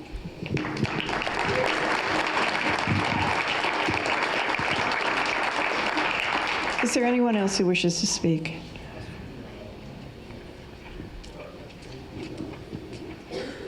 Hello, my name's Tommy McDonald. I'm from Wyndham.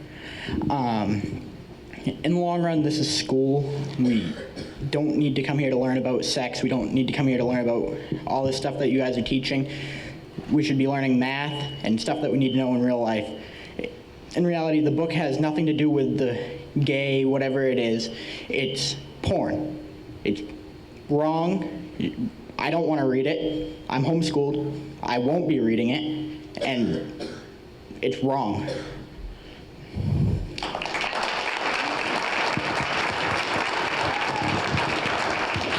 Anyone else who has not spoken like to speak? My name's Randy Pratt. I'm not good at this, so excuse me. I'd rather be swinging a hammer than talking in front of all these people. But this is important to our future. I'm a Christian. I'm a Wyndham resident, a father of a 3-year-old, 11-year-old, and a 9-year-old. I'm a small business owner and a taxpayer. My 11-year-old and 9-year-old do not go to school here because thankfully we have the option of sending them to a different district. They used to go here, but due to COVID regulations and schools not opening, we decided to send them to another more open school district. I can't afford private schools. I work hard every day and provide to my wife and my 3 children. We do not have the capability to homeschool. We both work full-time. But I will not be sending my 3-year-old or any of my children, if I have the opportunity, to this school district for as long as it's being run the way it is. These books are sick. They do not belong in my house, and they sure as heck don't belong in my child's school where I can't always monitor what they see. I will work as many extra hours as I need to provide, to be able to pay for private schooling or let my wife stay home and teach. As a school, your job is to teach my son 2 + 2 and how to read a book. It is my job to mold my son's mind with my beliefs in God or anything else I want to, and that is not anybody else's job. Thank you.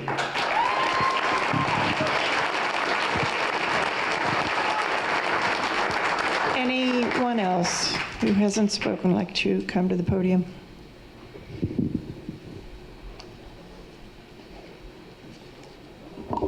I don't know, it's kind of short. My name's Melissa. I'm alumni here. So is my husband, and I have 2 children that attend, high school. I have a freshman, and then I have a 4th grader at Manchester. I've had a great experience at Wyndham, and I love the teachers and the staff, and I appreciate all of you. My son is a freshman, and that's a hard year, and he's having an awesome time, and he actually likes school and gets up early and goes. It's great. No complaints. Social life's great. I just want to say one thing. Everybody keeps saying it's not pornography. I'm like, okay, let me look up the definition. The definition of pornography, English, because we're in school, we're learning. It's a noun. It's printed or visual material containing the explicit description or display of sexual organs or activity. That's the definition of pornography. That's what those 2 books have. That's it.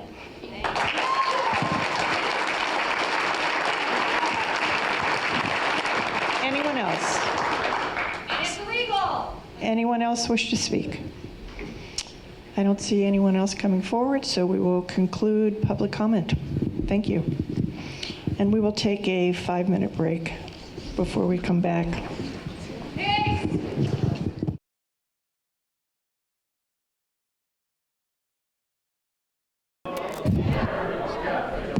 Ladies and gentlemen, if you could continue your conversations outside unless you would like to remain for the remainder of the meeting.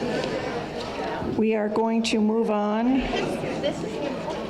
to item number 6, Superintendent's Report. Mr. Howell. Sure, so I'm going to make this a very, very quick report tonight, given the lateness of the hour and the remainder of the agenda that's there. And I'm going to wait just a minute as people close. But first of all, and maybe I'm sorry, board members, if I'm stealing a little bit of your thunder, but a huge congratulations goes out to both our boys and girls basketball teams who were awarded the Good Sportsmanship Banner Award. And also just want to point out our girls 2016, 2017, 2019, and 2022 were the good sportsmanship recipients for Northern Maine, and so that is just a huge, huge honor for our kids, and it just shows how much the league appreciates the quality of our players and things that are going on there. Also wanted for community members there who still might be watching, a horrible microphone, so I'm going to just kind of hold this like this. I will when I do my budget presentation. Many of you are familiar with the work that we're doing with Raymond Elementary and the well up there and trying to figure out PFAS. For the well, Maine Department of Environmental Protection is actually going to now be contacting neighbors, and we'll be doing well and water sampling in all the areas around our AS just to make sure that we are in fact getting an idea of where the contamination might be coming from, and also we're working with a hydrologist to make sure that we're starting to identify some of that information. And we have budget presentations coming up over the next couple of weeks, and a very shortened superintendent's budget presentation for tonight. So we're going to get rolling with that. Thank you. We're going to move into board roundtable. Who would like Jessica?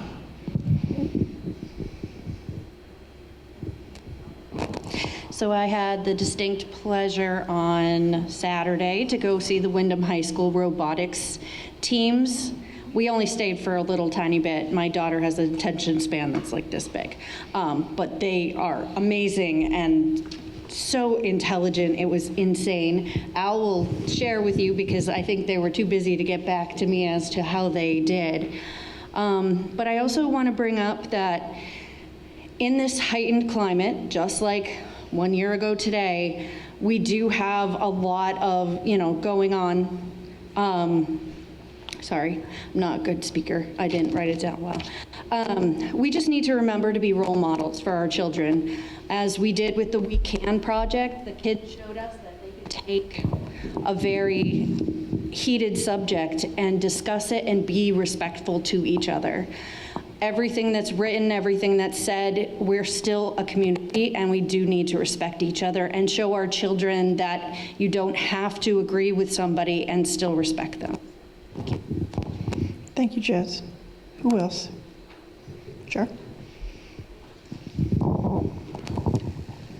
So there is often comments about lack of transparency from the school board to the public, and I just wanted to make sure that folks understand that school boards and school districts operate within a legal framework dictated by the Maine state legislature, state and federal departments of education.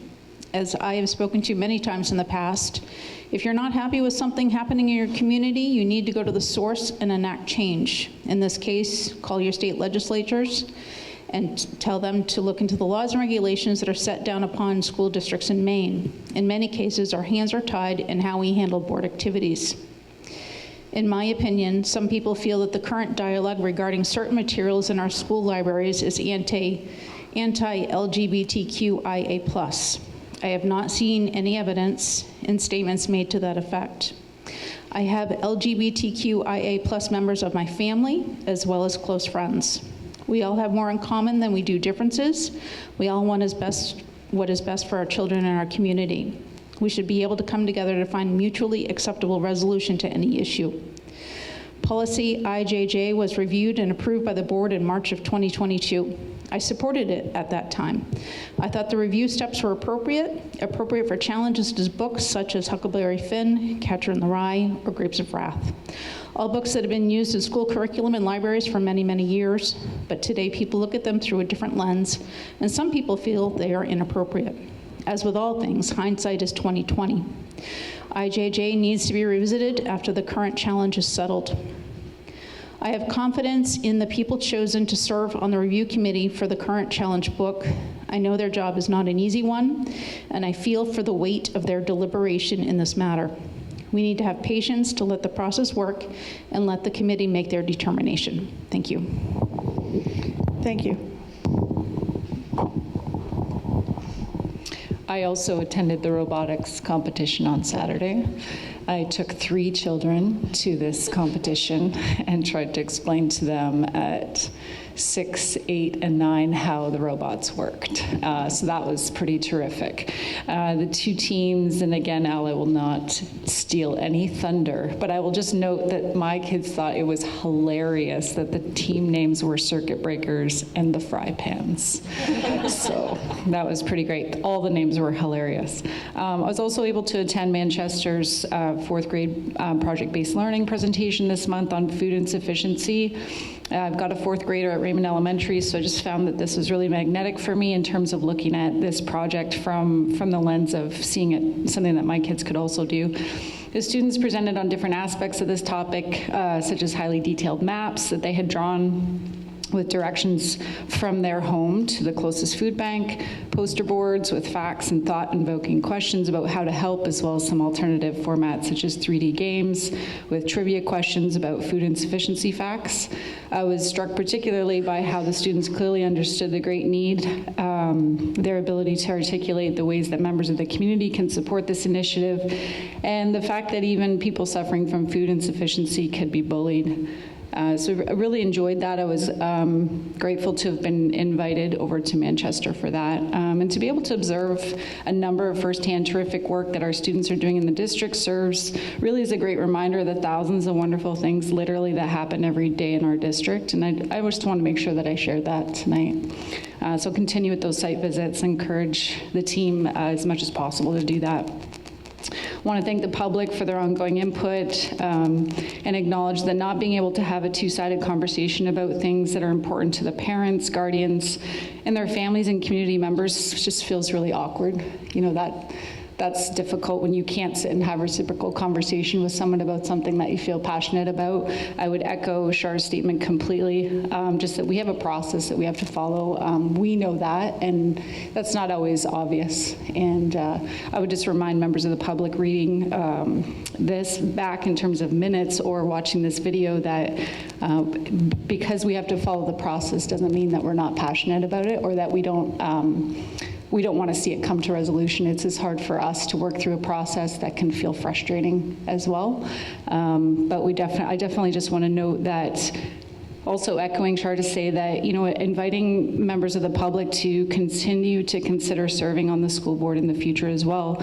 There's a really great way to have your voice heard, and that is one of the ways that you can do it. And just to again thank people that came out tonight. And I also just want to note that I do trust and want to thank Kate and Chris for the terrific mentorship through this process. I know it's been difficult, and I continue to learn, benefit from the knowledge and integrity that you've shown through this process and many others as a member of the public, and then since last year joining the board.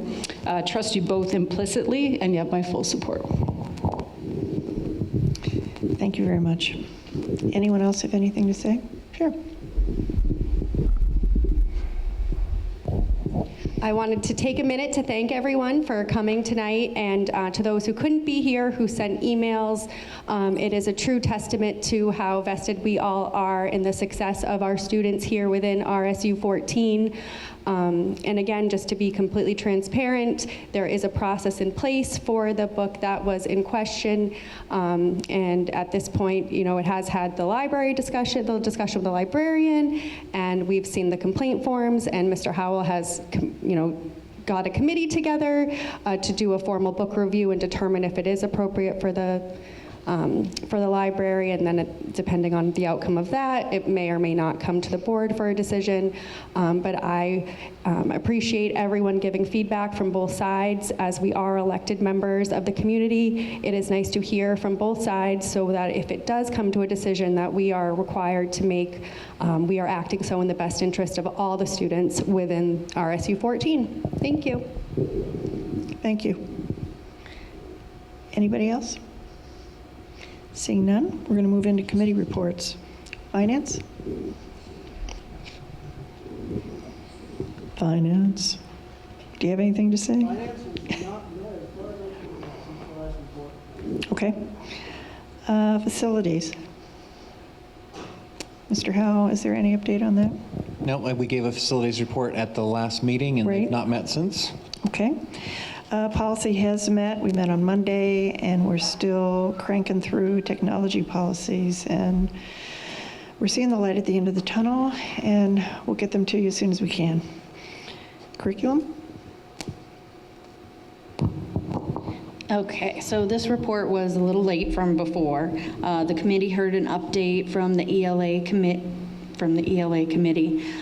It's working on the year-round to review the new Maine State learning results. The team reviewed the new standards and performance expectations and have mapped these out K through 12. They have also drafted at each level the performance expectations that should be taught to mastery, taught for understanding, and taught for exposure. ELA strategies were shared with the committee in early literacy, as many students did not develop their sounds due to masking during the pandemic. Examples of hands-on materials were also shared. The minutes for this meeting include the slide deck of the strategies and the working of ELA website. And resources. And next month, which is, well, this month, so on next Monday, we are going to be doing the social studies curriculum, and they are doing their review to adopt the new social studies learning results standards. Thank you. Anything from technology? Not a thing.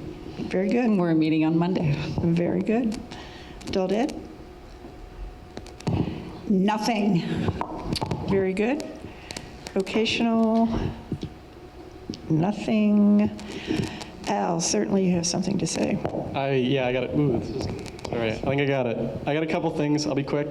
First thing is the Wyndham High School One Act is going to be premiering this Friday and Saturday at 7. It is a hilarious one-act comedy. It's only 40 minutes long. There's no charge, so make sure to show up. Maybe give some money for a donation. It is excellent. The robotics team, they placed 7th and 8th overall and got the Judges Award, which is super exciting. So great job to them.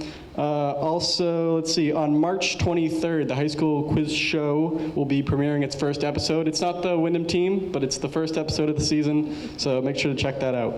All right. Very good. We're going to move on to item number 9. May I have a motion, please?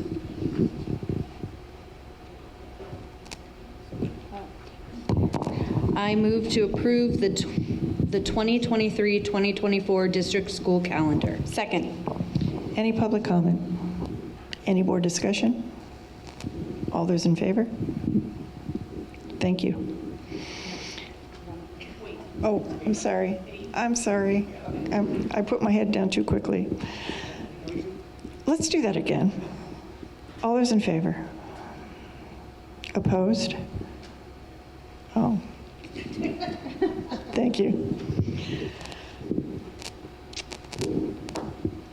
Now I would really love to move into a very important topic, which is the 2023-24 district budget presentation.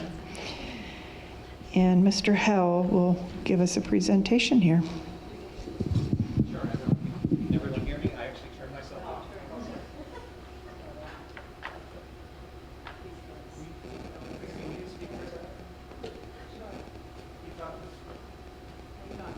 Oh, now it's on. It should be on now. Yeah. A little more? You want me to keep talking? You want me to sing? Talk about my boss?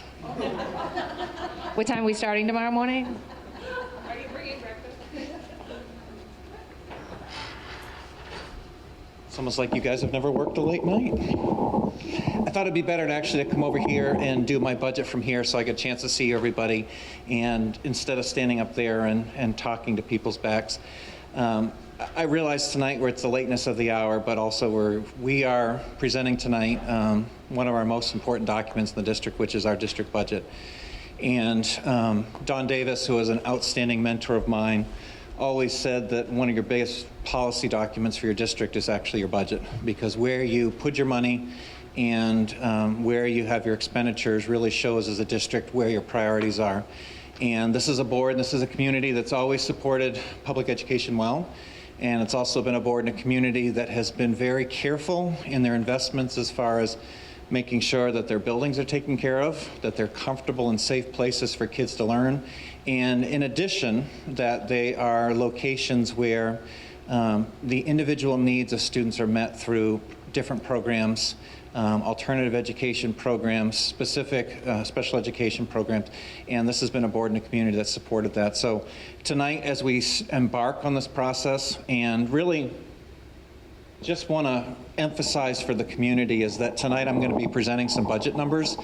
This is basically the start of a journey for the board, for the administrative team, and even for our central office staff. We started the budget back in October. So this has been a process. We're already a few months in, and this is where the board has the opportunity to then take the budget and ultimately take it to its final point, which will be May 17th for a public budget meeting, and then June 6th for the budget referendum. But over the next few weeks, we'll have the opportunity for all the different cost centers to come and speak to the board, to share about some of their needs. Board members, you had the opportunity to have a little sneak preview back in February as we were working through the budget process. But I just want to stress to the board and stress to the community, this is a process, and the budget that I'm presenting tonight will certainly not be the budget that gets approved by the board on April 13th. And so just want people to be patient with us as we work through and we have some community conversation. I'm actually going to skip through a few slides just to make sure that we get in everybody's conversations tonight. Just also a reminder to the board, because tonight we're talking about the RSU 14 budget, but also just a reminder to the board that we look for, beyond our budget, other opportunities to partner with districts to make sure that we're providing opportunities to students, make sure we're providing opportunities to staff, and in addition to that, to making sure that we are problem solving with our neighbors. And we've had the benefit now, I think going on 5 years, of being part of the Greater Sebago Education Alliance, which is 11 school districts across Cumberland County. Everybody but Falmouth, Yarmouth, and Cumberland North Yarmouth is involved in this group. We meet monthly and we work to solve problems. We do combined professional development. We sponsored a leadership academy that's gone on for the last 3 years that we've had many teacher leaders in our district who've taken a part of that, and it's been a great opportunity. So for doing that, we receive an additional $121,000 in subsidy, and our membership to the Greater Sebago Education Alliance is $2,500. So state recognizes the fact that we're trying to work together.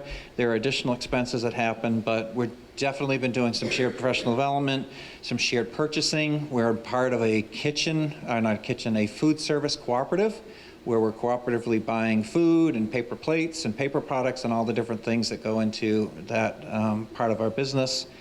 And then working together on employee recruitment, because we need to have substitutes, we need to have bus drivers, other districts need to as well. And we've done some neat activities together where we've done recruitment drives, and sometimes RSU 14 has gotten bus drivers out of it, and sometimes Scarborough's gotten bus drivers out of it. But working on that collaboratively and sharing the expenses that happen throughout that process. So I just want to remind the board of that, remind the public that any opportunity that we have, this is a really short microphone, any opportunities that we have, that we go ahead and do that. So looking at our district budget, and I always like to kind of pull some pictures together because they really tell a good story, a really good picture of where we are as a district. So the one on the upper left-hand corner, what a fun day. That was Miss Mindy's last day at Raymond Elementary School. She was a big, big Flamingo fan.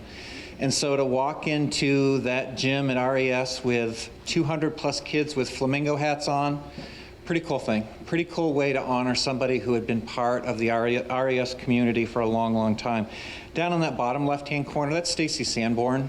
Stacy Sanborn was being recognized as an outstanding agricultural teacher for the work that she does with not only the Manchester Gardens, but the greenhouses and back.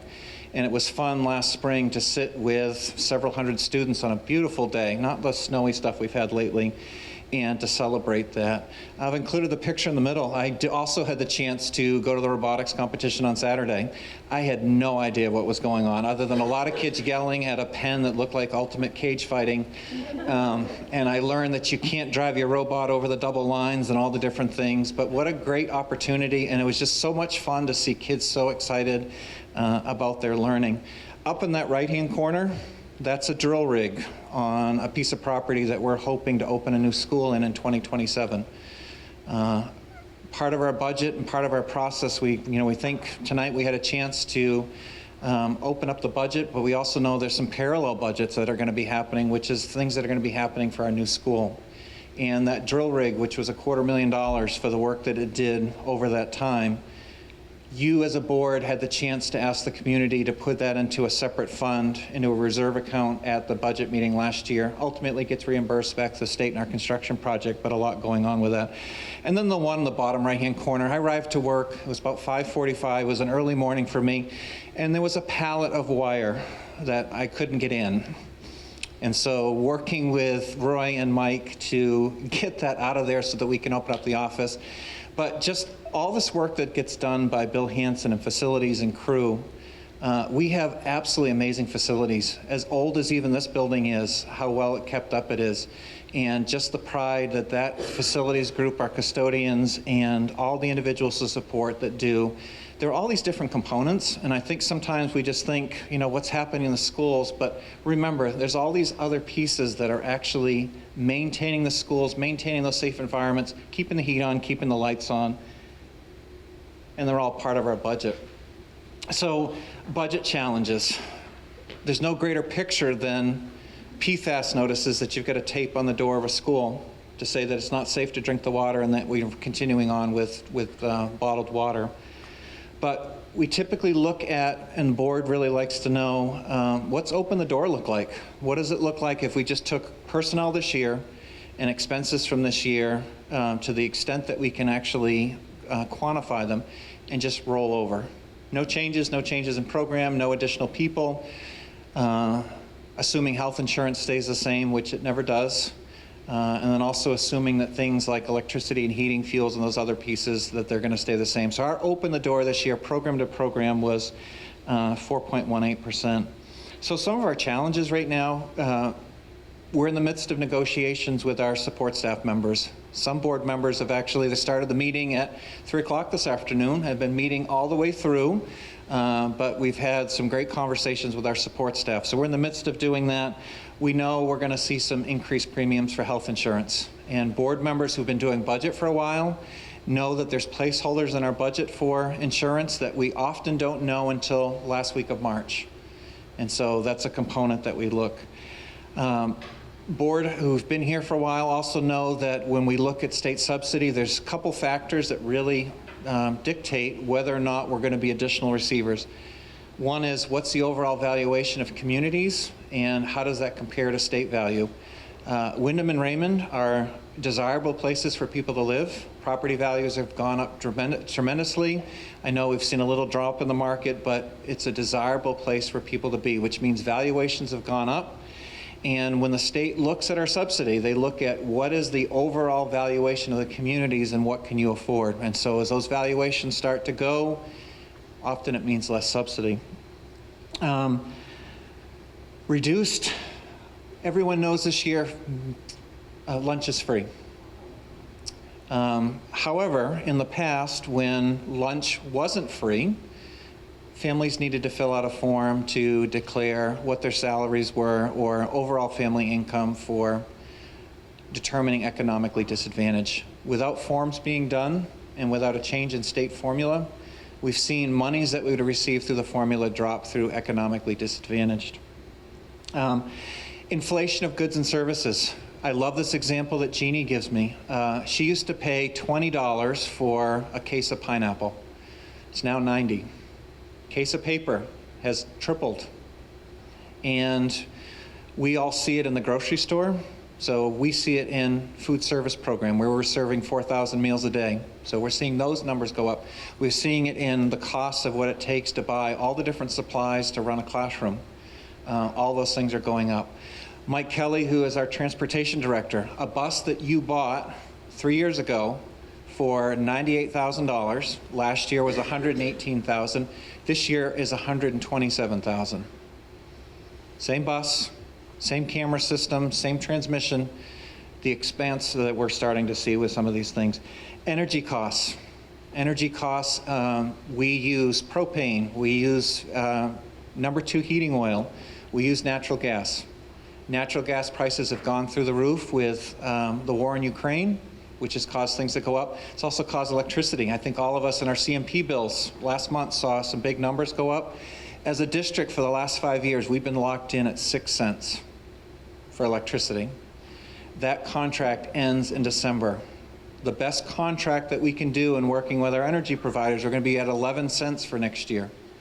So if you think about electricity bills and how things are moving forward, we're going to have some things with that. Motor fuels. We drive 660,000 miles a year. And you've heard me say this example. It's from here to Dallas and back every day with all of our vehicles.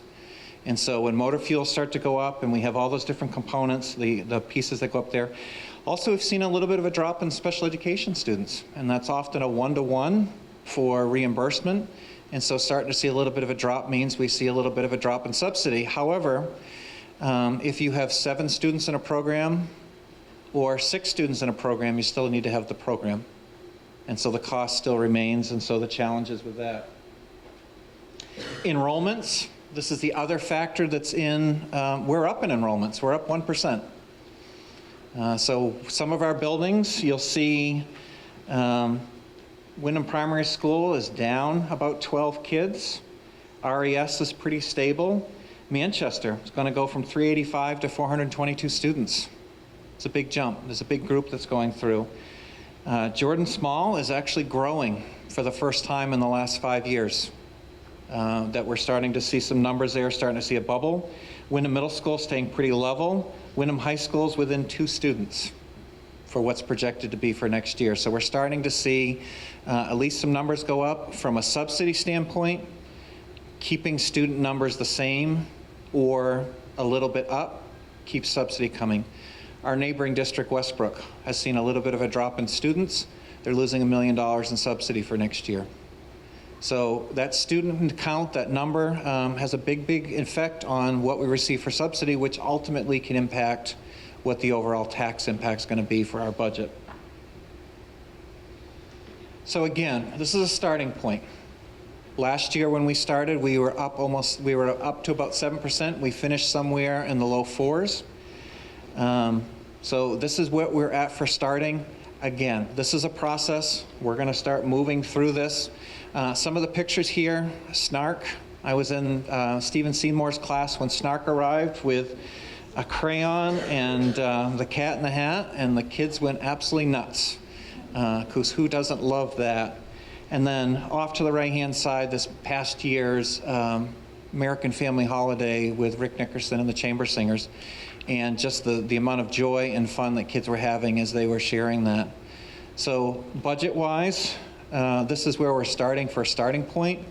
Again, this is not where we're going to end up when all is said and done at the end of our budget. People always ask, where do we stand as far as comparison with spending with our neighbors? And this is the latest numbers on the main DOE website, which allows us to look across all different cost centers, how we compare. In our region here in Cumberland County, Falmouth's spending $20,400 per student. That's where they're at. State average this year, or for this data, was $16,002. RSU 14 is $15,008. Part of the reason why we are able to come in at a little bit lower cost, we run bigger schools. When bigger schools tend to be a little bit more efficient, actually be a lot more efficient than smaller schools. And so looking across there, even with Portland, Westbrook, South Portland, we're a larger district and we're running some bigger schools. Gorham is pretty close to where we're at, and SAD 6 at $14,590 for where they are in a per pupil expenditure. So as far as where we are and how we spend per pupil as compared to other places, we're actually on the lower end. And again, a lot of that is due to the fact that on the Windham side, and even now in Raymond Elementary and with Jordan Small growing, we're able to run some larger schools to gain that efficiency.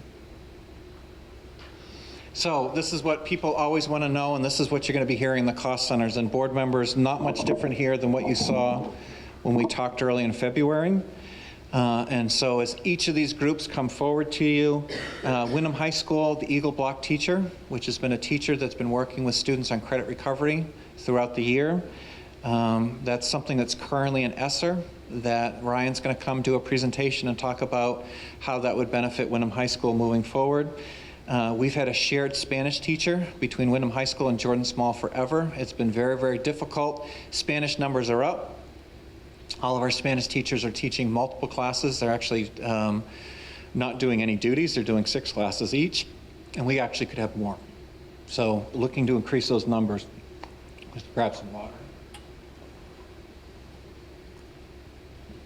Raymond Elementary, the bubble that had been going up through Raymond Elementary is now heading over to Jordan Small. So at that building, Beth's going to talk about the impact of a reduction of a classroom teacher. The groups going across the street, last year at Jordan Small, Randy added an additional 5th grade teacher. 5th grade bubble's going up, so now Michelle's going to be asking for and having a conversation about an additional 6th grade teacher, those additional 5th and 6th. Primary school with Kyle, a bubble has gone through. We're actually going to have a very small 3rd grade next year. And so looking at reduction of a classroom teacher, and these are vacancies, there's not people. Technology, when the state redid MLTI, they're subsidizing now 1 grade level per year of computers, where we're paying half price for that. We have the opportunity to increase a grade level through subsidy, and when Bob comes, he's going to talk about that piece. Transportation, making sure that students receive supports that they need, and that adults who are driving buses and not worrying about kids. So in addition of a van aide and then half of a van driver, that means a whole person for only half a day. But we will, Moving on, I'm not going to go there. So for support services, Lisa's going to talk to you tonight. Multi-language learners, we're starting to see the numbers. Used to be ESL, now moving to the MLL. Numbers are going up in the district, and they're going to give you some exact numbers of where we are with that. Additionally, 0.4 of a social worker for Jordan Small and Raymond Elementary. We currently have a district site coordinator for special education, but we don't have an assistant director. And we have part of this budget, Lisa's going to talk about reallocating that position to becoming an assistant director. A day one teacher, and day one for the community. Day one runs a school that is independent, is actually through the correction system. They currently have a school in Gray. They are opening a school in Windham. When those students actually become our students, we then have a need to go ahead and educate them. It requires us to then go ahead and hire an additional teacher who will actually be placed at the day one program and to work with students on their academics. When all of that is finalized, there will be additional subsidy, and I would also suggest when all that's finalized, we have the opportunity for a board presentation so you understand the program. That program just received its support through Department of Health and Human Services, and they're working then on a remodel plan for a business up by Patman's, actually right across the street where day one currently is. Manchester Elementary School, we've got a bubble going in, large group, grade 4 and 5 teacher. And then district-wide, we have the opportunity, so some of the great work that Christine has done for pre-K expansion to increase some of our pre-K numbers. Also in here is the addition of an elementary SRO. So currently we have somebody who covers the high school and who is covering both middle schools. And so looking at an individual who can also help cover elementary schools with our safety plan. And then lastly, and this is a big change for board members and for those of you who've been around for a long, long time, we've eliminated the school nutrition transfer.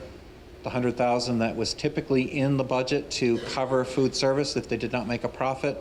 With free meals and the reimbursement rate, we're at a level now where we can afford to pull that $100,000 out of the budget, which was a local expense. So that has been removed. It's a significant change. It's actually the first time I can remember in our history that we've not had to do that piece.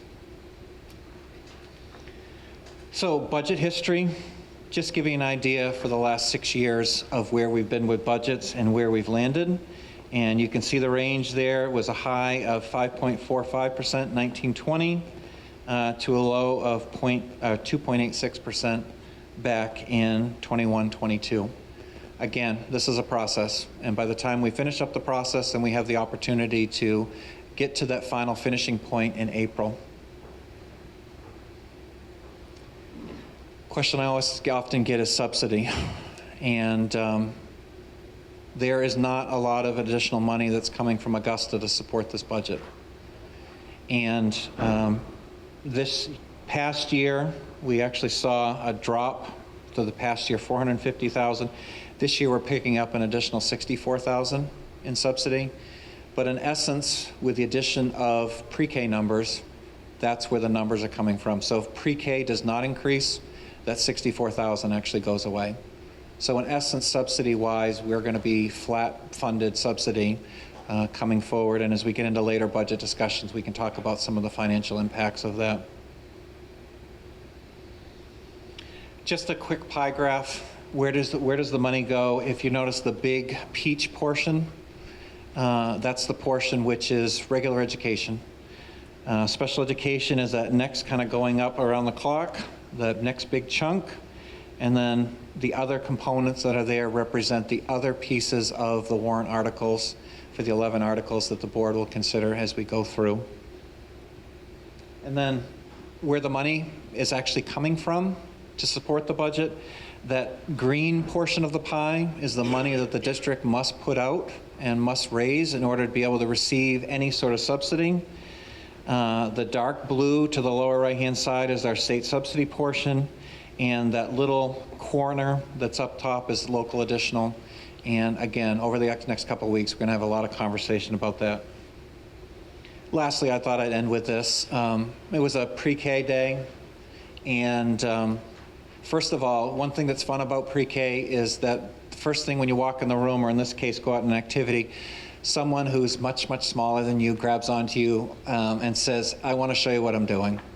And so in this case, I think they were looking for potatoes and straw, like a little scavenger hunt, and they were absolutely having a ball. It was also fun with one of the pre-Kers who I know outside, who then started chucking them at me, but that's a whole different story. But it's been such a great component of our program to be able to add those opportunities for our kids.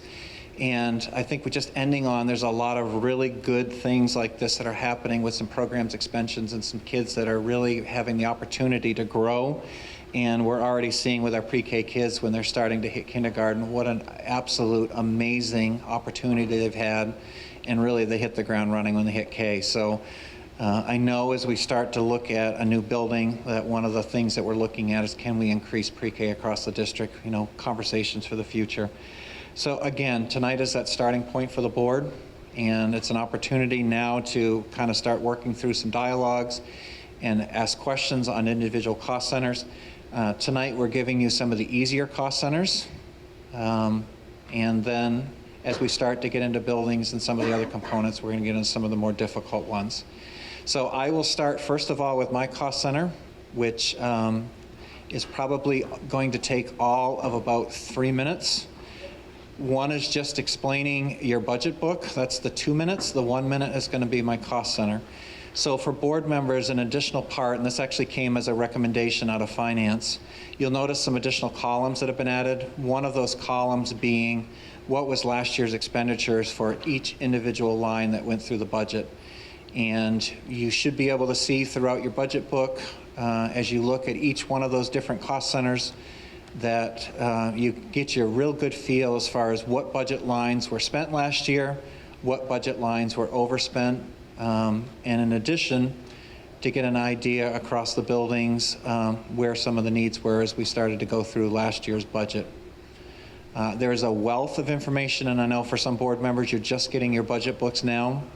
But for my budget is actually myself and Terry. That's my budget. So Terry is my assistant. In addition to there's some funds for my travel in the district. And so I'm assuming that you're going to want to have a superintendent for next year. And the superintendent needs to be supported in their functions, trying to get through the work that needs to be done to support the district. And so that is one of the easiest cost centers to do. I'm going to turn it over here unless there's questions about the superintendent's cost center.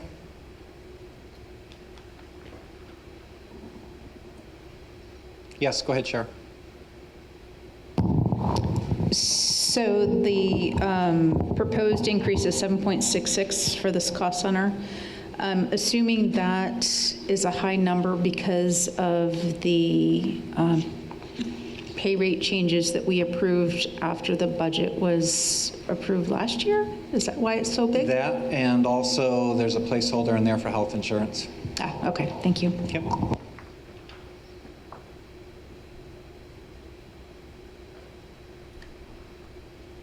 Okay. I'm going to turn it over to Christine, and I don't think I'm going to make her move. I'm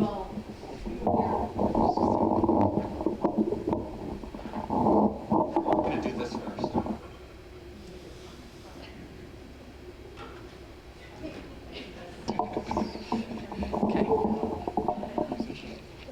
So if you turn to the Assistant Superintendent budget section, I'm going to walk through the cover sheet. This year has our district goals. We, as you know, have a strategic plan we're in year 2 of. We lasered in this year as an administrative team on 2 specific goals, which really covers 3 core beliefs in that strategic plan. So that's helped us really narrow our focus while they'll continue to work on all aspects of the strategic plan and all the core beliefs. That's helped us in terms of really starting to look at some of those specific action steps and making that incremental progress in each of those goal areas. And you'll also see, and this is really something that Christine Hessler's taken a tremendous role in supporting, but Chris spoke about the instructional framework. That came out of a lot of the work through our partnership with other districts in the Learning Science International, examining leadership, and really looking at high yield practices. And one thing that was important was to identify a clearly articulated instructional framework that's grounded in research and best practice. This year we have been implementing a walkthrough tool. It's not specific to any classroom. It really looks at trends we're seeing across the district and helps us match those trends to that larger framework that we've spent a lot of time the last 3 years developing.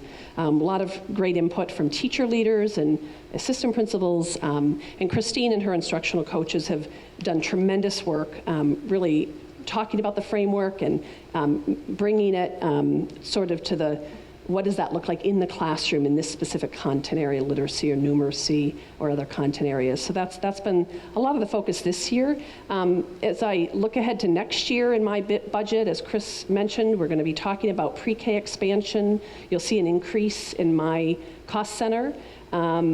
But I want to talk about what that looks like in terms of the revenue side of the pre-K expansion. So as you know, we have this year, we started with 32 pre-K spaces 3 years ago. This year we, through a partnership with a local childcare provider, a Child's World, we expanded 10 extra spaces. So right now we have 42 public pre-K spaces. Again, this year we had a wait list of over 70 families. And that has been a real challenge. And so we're already close to 100 families have submitted for the pre-K lottery for next year. So the grant that we've written is an expansion of 33 spaces right now. We're working on that, building that partnership with local providers. There's 3 additional local providers we'd like to partner with. A lot of details there with making sure that they meet Chapter 124 guidelines, and that governs how public preschool operates. And so a lot of those details we'll continue to work on, and I'll provide updates to you. But we'll get to the revenue side of that as we look at my cost center more specifically here in a bit. So if you want to jump right in there, if you go to the very last page of my cost center, so I'm on page 11 of 250, you'll see where we have the pre-K partnership listed, and you will see that that's a large increase. Currently, and based on our current full numbers of pre-K, the cost is around $300,000. However, through the ED 279 subsidy we have, based on the added 33 students for next year, we would receive $221,000, $863.85 in revenue. So that offsets that cost that you're seeing in that specific cost center line, and hence that large increase there. The other increase that I just want to draw your attention to is on the Raymond Choice side. So if you flip back a couple tabs in your binder. Oh, you might not have it. No, I'll just talk about it. There's been an increase in Raymond Choice, students attending both public and private, and so with us having under budgeted, and as you never know how many students are going to, how many families will opt for that option, we're having to increase that to make sure that we're closer to what we expect as far as students opting for private and public choice. And I believe that is it for significant shifts in my cost center.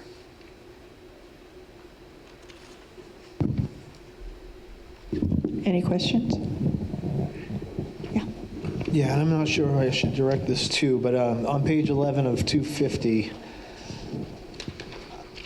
I'm just wondering why we're seeing, when we're looking at the debt principal and the debt interest, why are we seeing the payments for 2023 and 2024 both reflected in there? Why are we showing the payments for 2023 and 2024? It's saying final payment 11/1/24 2023, and final payment 11/1/2024. I'm just not sure why there's 2 years of payments reflected in this budget for 1 year. It's payments related to the retirement of debt for Wyndham High School. One of the payments is due in November, and they're set up as two different components. One is the state component, one is the local additional component. The state component, I think, is the November one, and then the local additional component is the May one. So when we pay the town of Wyndham for debt service, because they're the ones who hold the bonds back when it was a Wyndham School Department, those are the two payments that are happening. It reads November for both. I think the second one's supposed to say May. Yeah, they both say November, one 2023 and one 2024. We'll look into that with Stacy. It's 11 of 250. Thank you.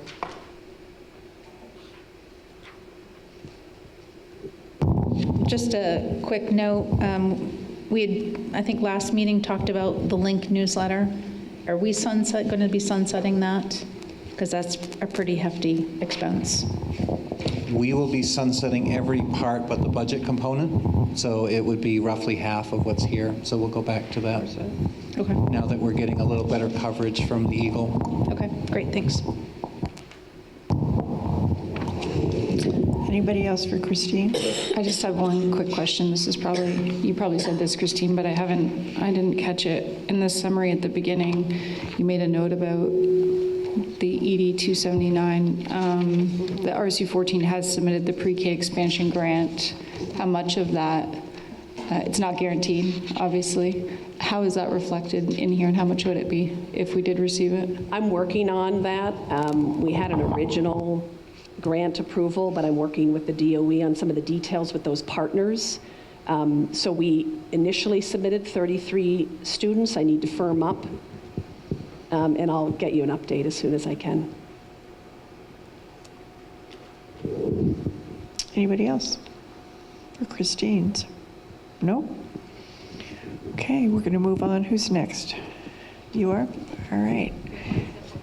Lisa Garneau, Director of Special Services.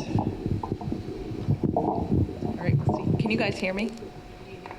Can you hear me? Gary, can you hear me? No. Can you hear me now?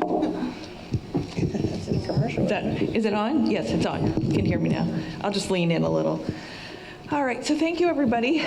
So my budget is for the Department of Student Services, and for those of you that are new to the budget with me, Student Services covers special education, 504, multilingual learners. It covers nursing. It covers all the related services for social work, OT, PT, school psychologist. It covers out-of-district tuitions. It covers special ed costs for the Raymond Choice schools. So there's a lot in my budget. So my intent today is kind of to just give you an overview, but certainly given the late hour, if you have questions, I'm happy to answer those in the future if you should have them. And so I think it's important to just, before I start, add on to just let folks know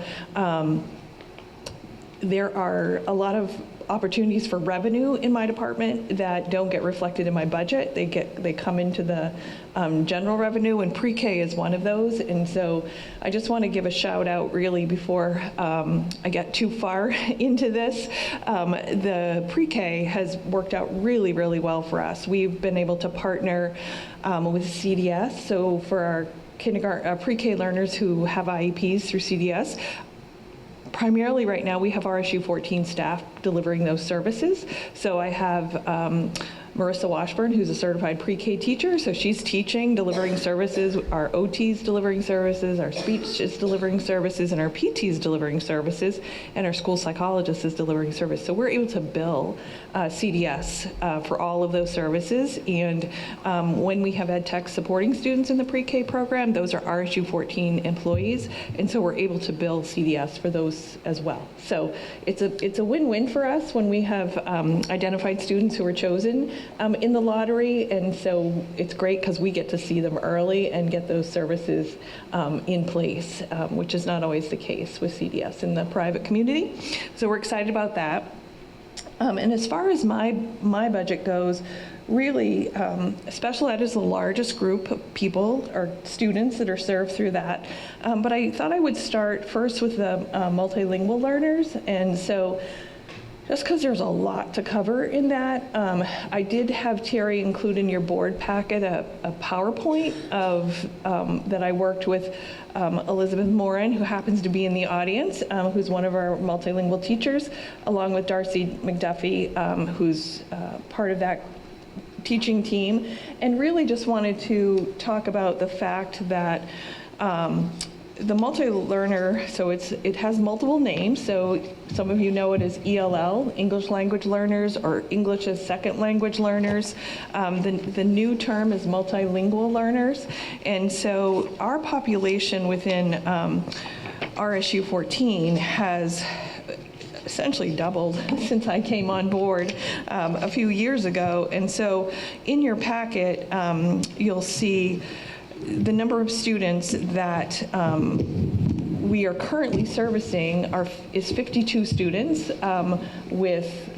who are identified as multilingual learners. My packet talks about how those learners are identified, but what's most important for us to really, and for the public to understand, is that we use the WITA Access, which is an assessment, to determine their level of English language. And so really any student who falls below a 2.9 score has very basic, if any, English skills. And so those students require, by recommendation, at least 2 blocks of English instruction per day. And given the number of students we have in our district, in order to provide that level of service, it would be about 72 blocks a day. And so we just don't have enough staff given the needs. And so, for example, why is there such a sharp increase? Last year, of the 40-something students that we had, 21% of them required that level of service. They were below the 2.9. With our 53 that we have now, 45% are falling below the 2.9. And if you continue to look in your packet, you'll see we have 21 different languages and combinations of language that are spoken by these students. And it even becomes tricky. We have, families that speak Arabic, but they don't speak the same dialect. And so as we're trying to get interpreters, we've learned, oh, that's not the dialect that they speak, and we have to find somebody else. And so at least to start to address these increased needs, what we are proposing is that we add 1 full-time multilingual teacher and 1 full-time ed tech. And so working with Christine, we were able to get a grant through the Department of Education that will cover the cost of the MLL ed tech next year. So we've already posted for that position now, hoping to fill it this school year as well. And so we really could benefit from having another teacher in order to address the needs. And I also put in your packet some of the things that our MLL teachers are, their TESOL teachers is their certification, but they go into the home to help support our families who need to join meetings by Zoom if we have to set up interpreters.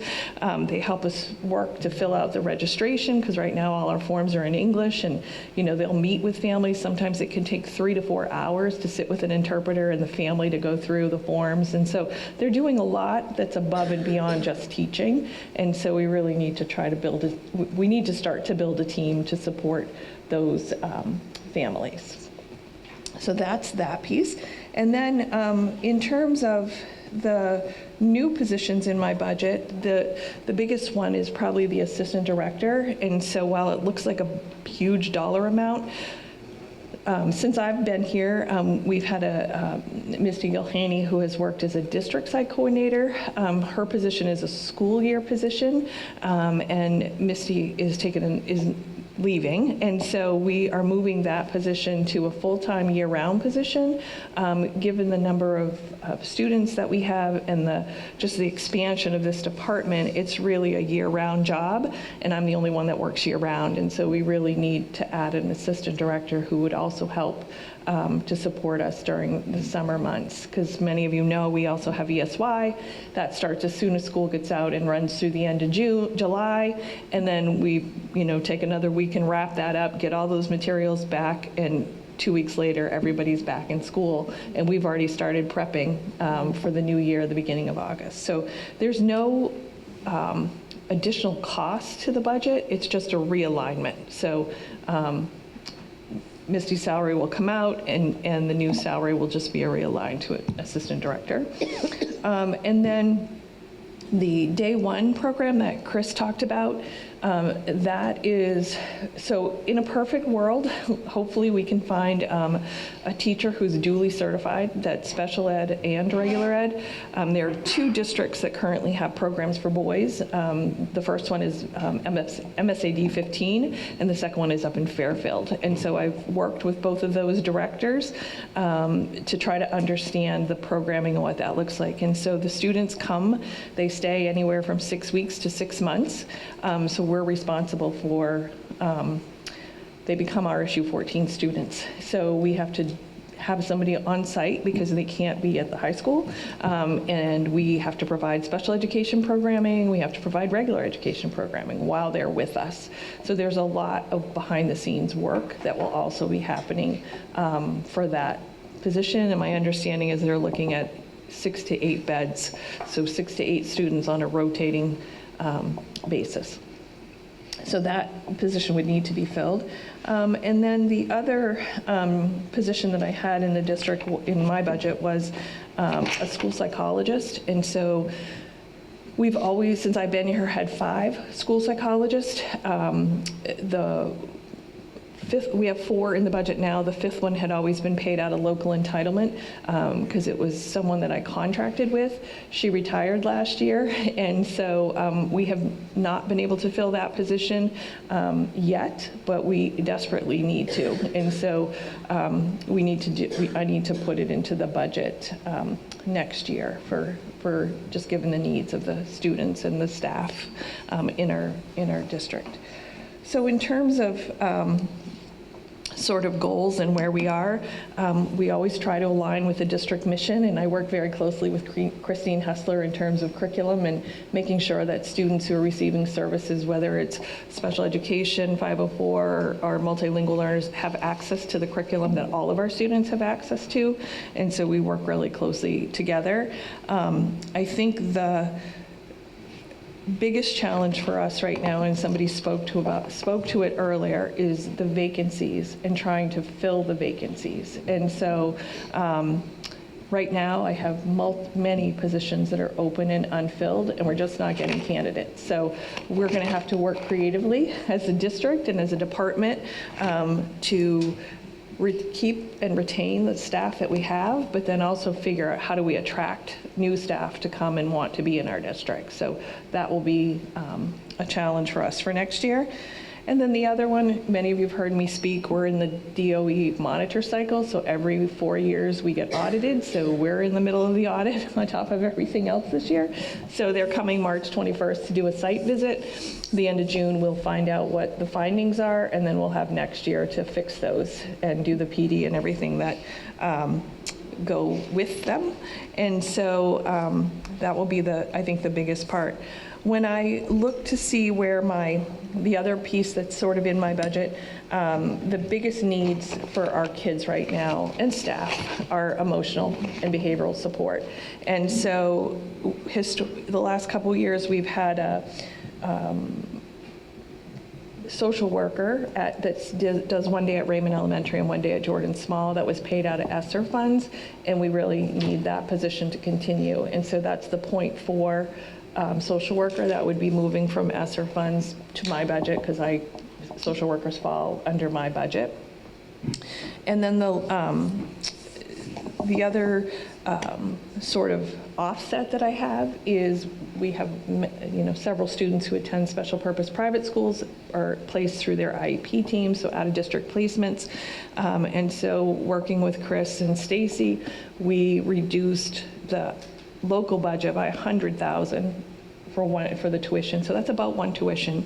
And so we'll be moving that expense to the local entitlement grant for next year. I have a couple of students who either moved or will be graduating, and so I feel confident that I can cover the needs of that through the local entitlement grant. So, how many students do we have out of district? I think we have 16 right now.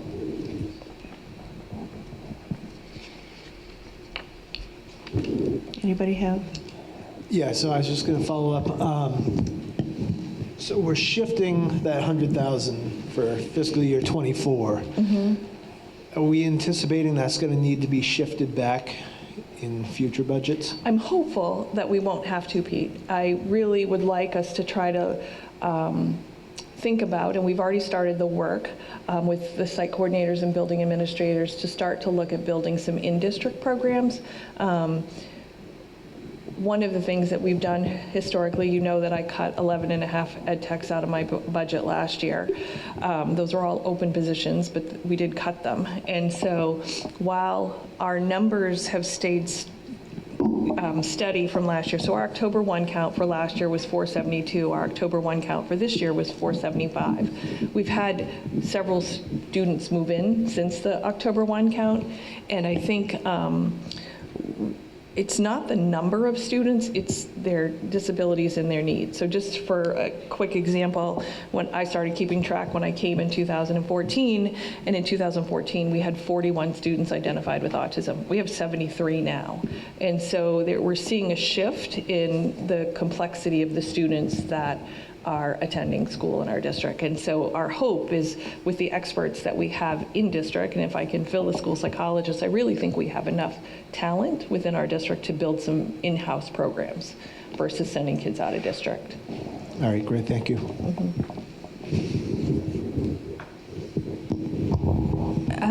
Chris, just one quick question. The 2022 total activity columns in these reports,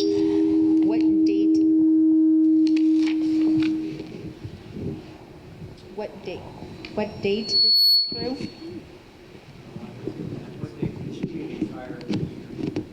Calendar year, not fiscal year? Or fiscal? Oh, okay, gotcha. All right. So that would have been through June 30th. Anybody? Go ahead. No? Anybody? Okay, I think we're all set. Thank you so much.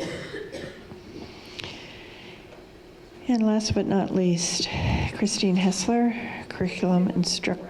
Sure. I know that we talked about staff, but I know that there's a lot of staff watching, and I have some staff members here. I just want to do a shout out to them. We could not do our jobs every day without the regular ed teachers, the special ed teachers, the ed techs, and I know there's other people, but these are the staff that are toe-to-toe with kids every single day, and I would be remiss if I didn't thank them personally for all the work, for showing up every day. So, thank you. Well-deserved thanks. Thank you. Christine Hessler.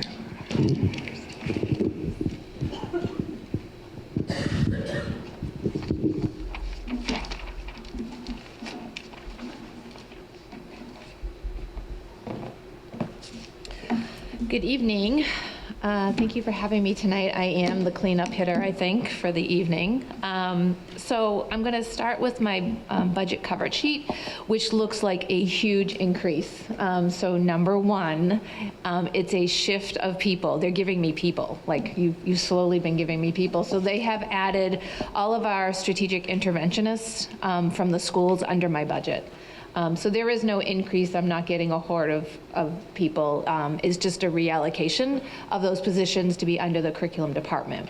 So you'll notice that we now have For example, the Title I ed techs, again, that's been in flux because we haven't been able to hire, but then we have more positions. And also, you'll see the instructional interventionist number has been bumped up as well. Along with this group of wonderful people that I get to work and lead with, you have granted us the positions of an elementary math coach, elementary literacy. Just to share with you the impact that they've made.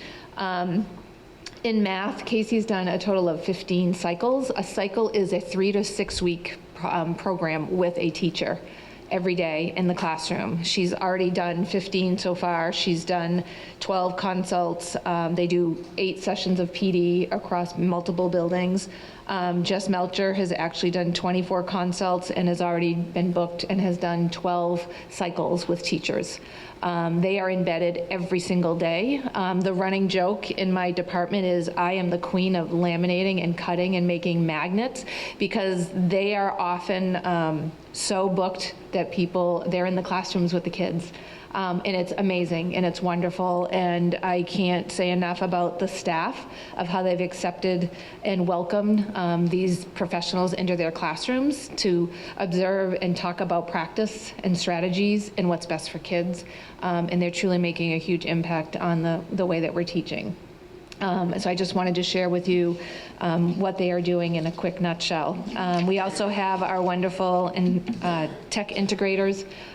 You've heard all about Legos. Poor Jess Bridges and Jenny and Shar have heard all about the really cool things that they've been doing, and we're able to meet them in person and share a lot of the success and what we're integrating into the classrooms. So along with all of these extra people that are now in my budget, Stacy said, don't panic, it's okay. I'll go to my sheet, and of course the drive of my department is to support each of the schools in what they need professionally for teachers and what they need for students, and also to work on the district strategic plan and the school-based goals. I kind of am the person of what do you need and how do I get it to you. So one of the things that we are doing really well, I spoke a little bit about coaching. It's been an amazing experience. We have 2 full committees running this year in curriculum. I love that Jess gets to give you an update to the board. We meet once a month. And we are looking at the new main learning results in ELA and social studies. So that combines with working with K-12 teachers, looking at the new standards. How does that impact us? What do we need? How do we do that work? And what do we provide for staff? The curriculum committee itself is very organized. We meet monthly. We have our own webpage that we're pretty proud of. It lists all of our topics, our agendas, our meetings, our minutes. Everything is there for anyone to kind of want a deeper dive into the work we're doing with our staff. 2 areas for next year is to continue the support and the coaching area. There are not enough hours in the days, and I feel like we've just scratched the surface in some of our work we've done. New staff, we will be taking our new staff at the primary level and the early elementary level, and we are designing and proposing a new PD plan exclusively for our K-3 teachers to make sure that they have not only classroom management under their belt, but also have some practices. We have veteran teachers here tonight. The wealth of information they have and the tools in their toolbox can't be replicated as a new person coming into the district. So we need to be able to have a system in order to have them have specific coaching. And Jess and Casey and Susie are taking that on, and they're going to design that for our new staff. So we're really excited about that, outside of the traditional staff orientation that we do. Our curriculum committee will continue to refine our maps and our units in ELA and social studies, and next year we'll begin the review of visual and performing arts and health and PE. So you'll be hearing lots about those 2 groups next year. So my cost center really comes down to an increase of $23,500 for staff development. This is a line we cut last year. It's a line that I'm hoping that we can have added back. This allows training for our staff to visit on-site to provide PD, and it also provides opportunity for our pre-K to 12 staff to travel or go to conferences in their area of expertise. So that really, when you look at everything in the budget, is the increase there. The other are all personnels, and again, it's being a reallocation under my budget. So I don't have any significant decreases, obviously, but I am more than happy to answer any questions tonight, or if you find something that you want as you're diving through this and want to know, please reach out. Anybody? You were going to ask one. No, I'm waiting for you. All right, so the reallocation, I mean, that's understandable. It just, I mean, it does skew the year-over-year comparison when we're trying to look at it. But so what cost centers should we expect to see corresponding decreases? So it would be like your strategic interventionist. There are 2 at the primary school. And the ed techs are spent across Manchester, Raymond Elementary, and the primary school. So you should see some decreases in those areas under the staff cover sheet when you're looking at those. Okay, thanks. You're welcome.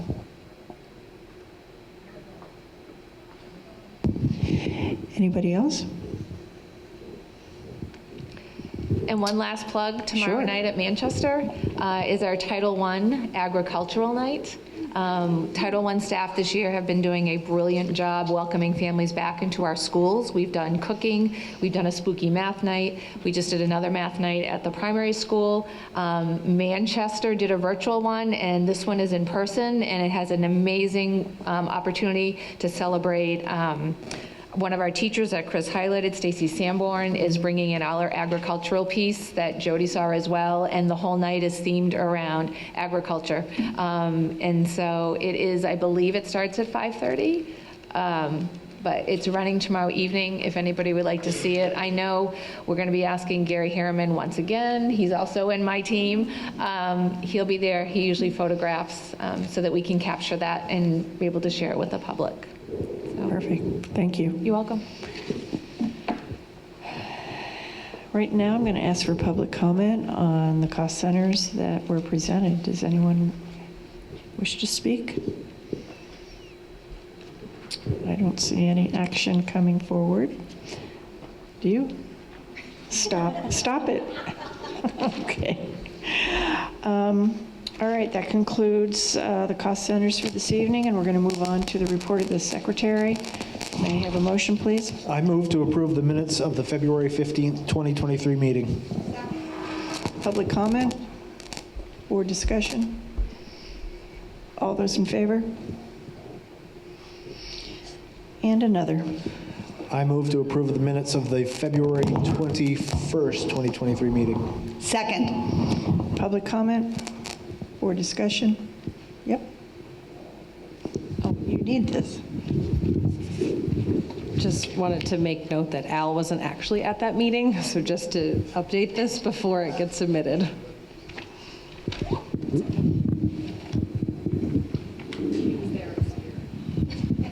He wanted to be there. Any board discussion? All those in favor? Thank you. I have a motion to go into executive session, please. I move to approve going into executive session to consider the possible readmission of a student pursuant to 1 MRSA subsection 4056B. Second. All those in favor? Thank you. Thank you, everybody. Good night. We will be coming back for an adjournment.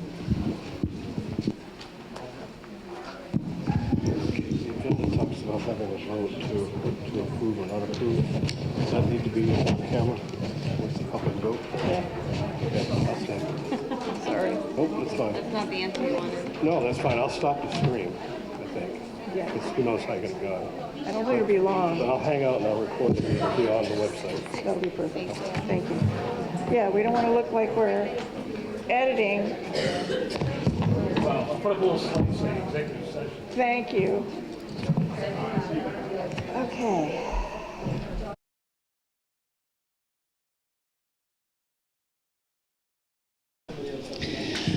Okay, we're out of executive session. May I have a motion, please?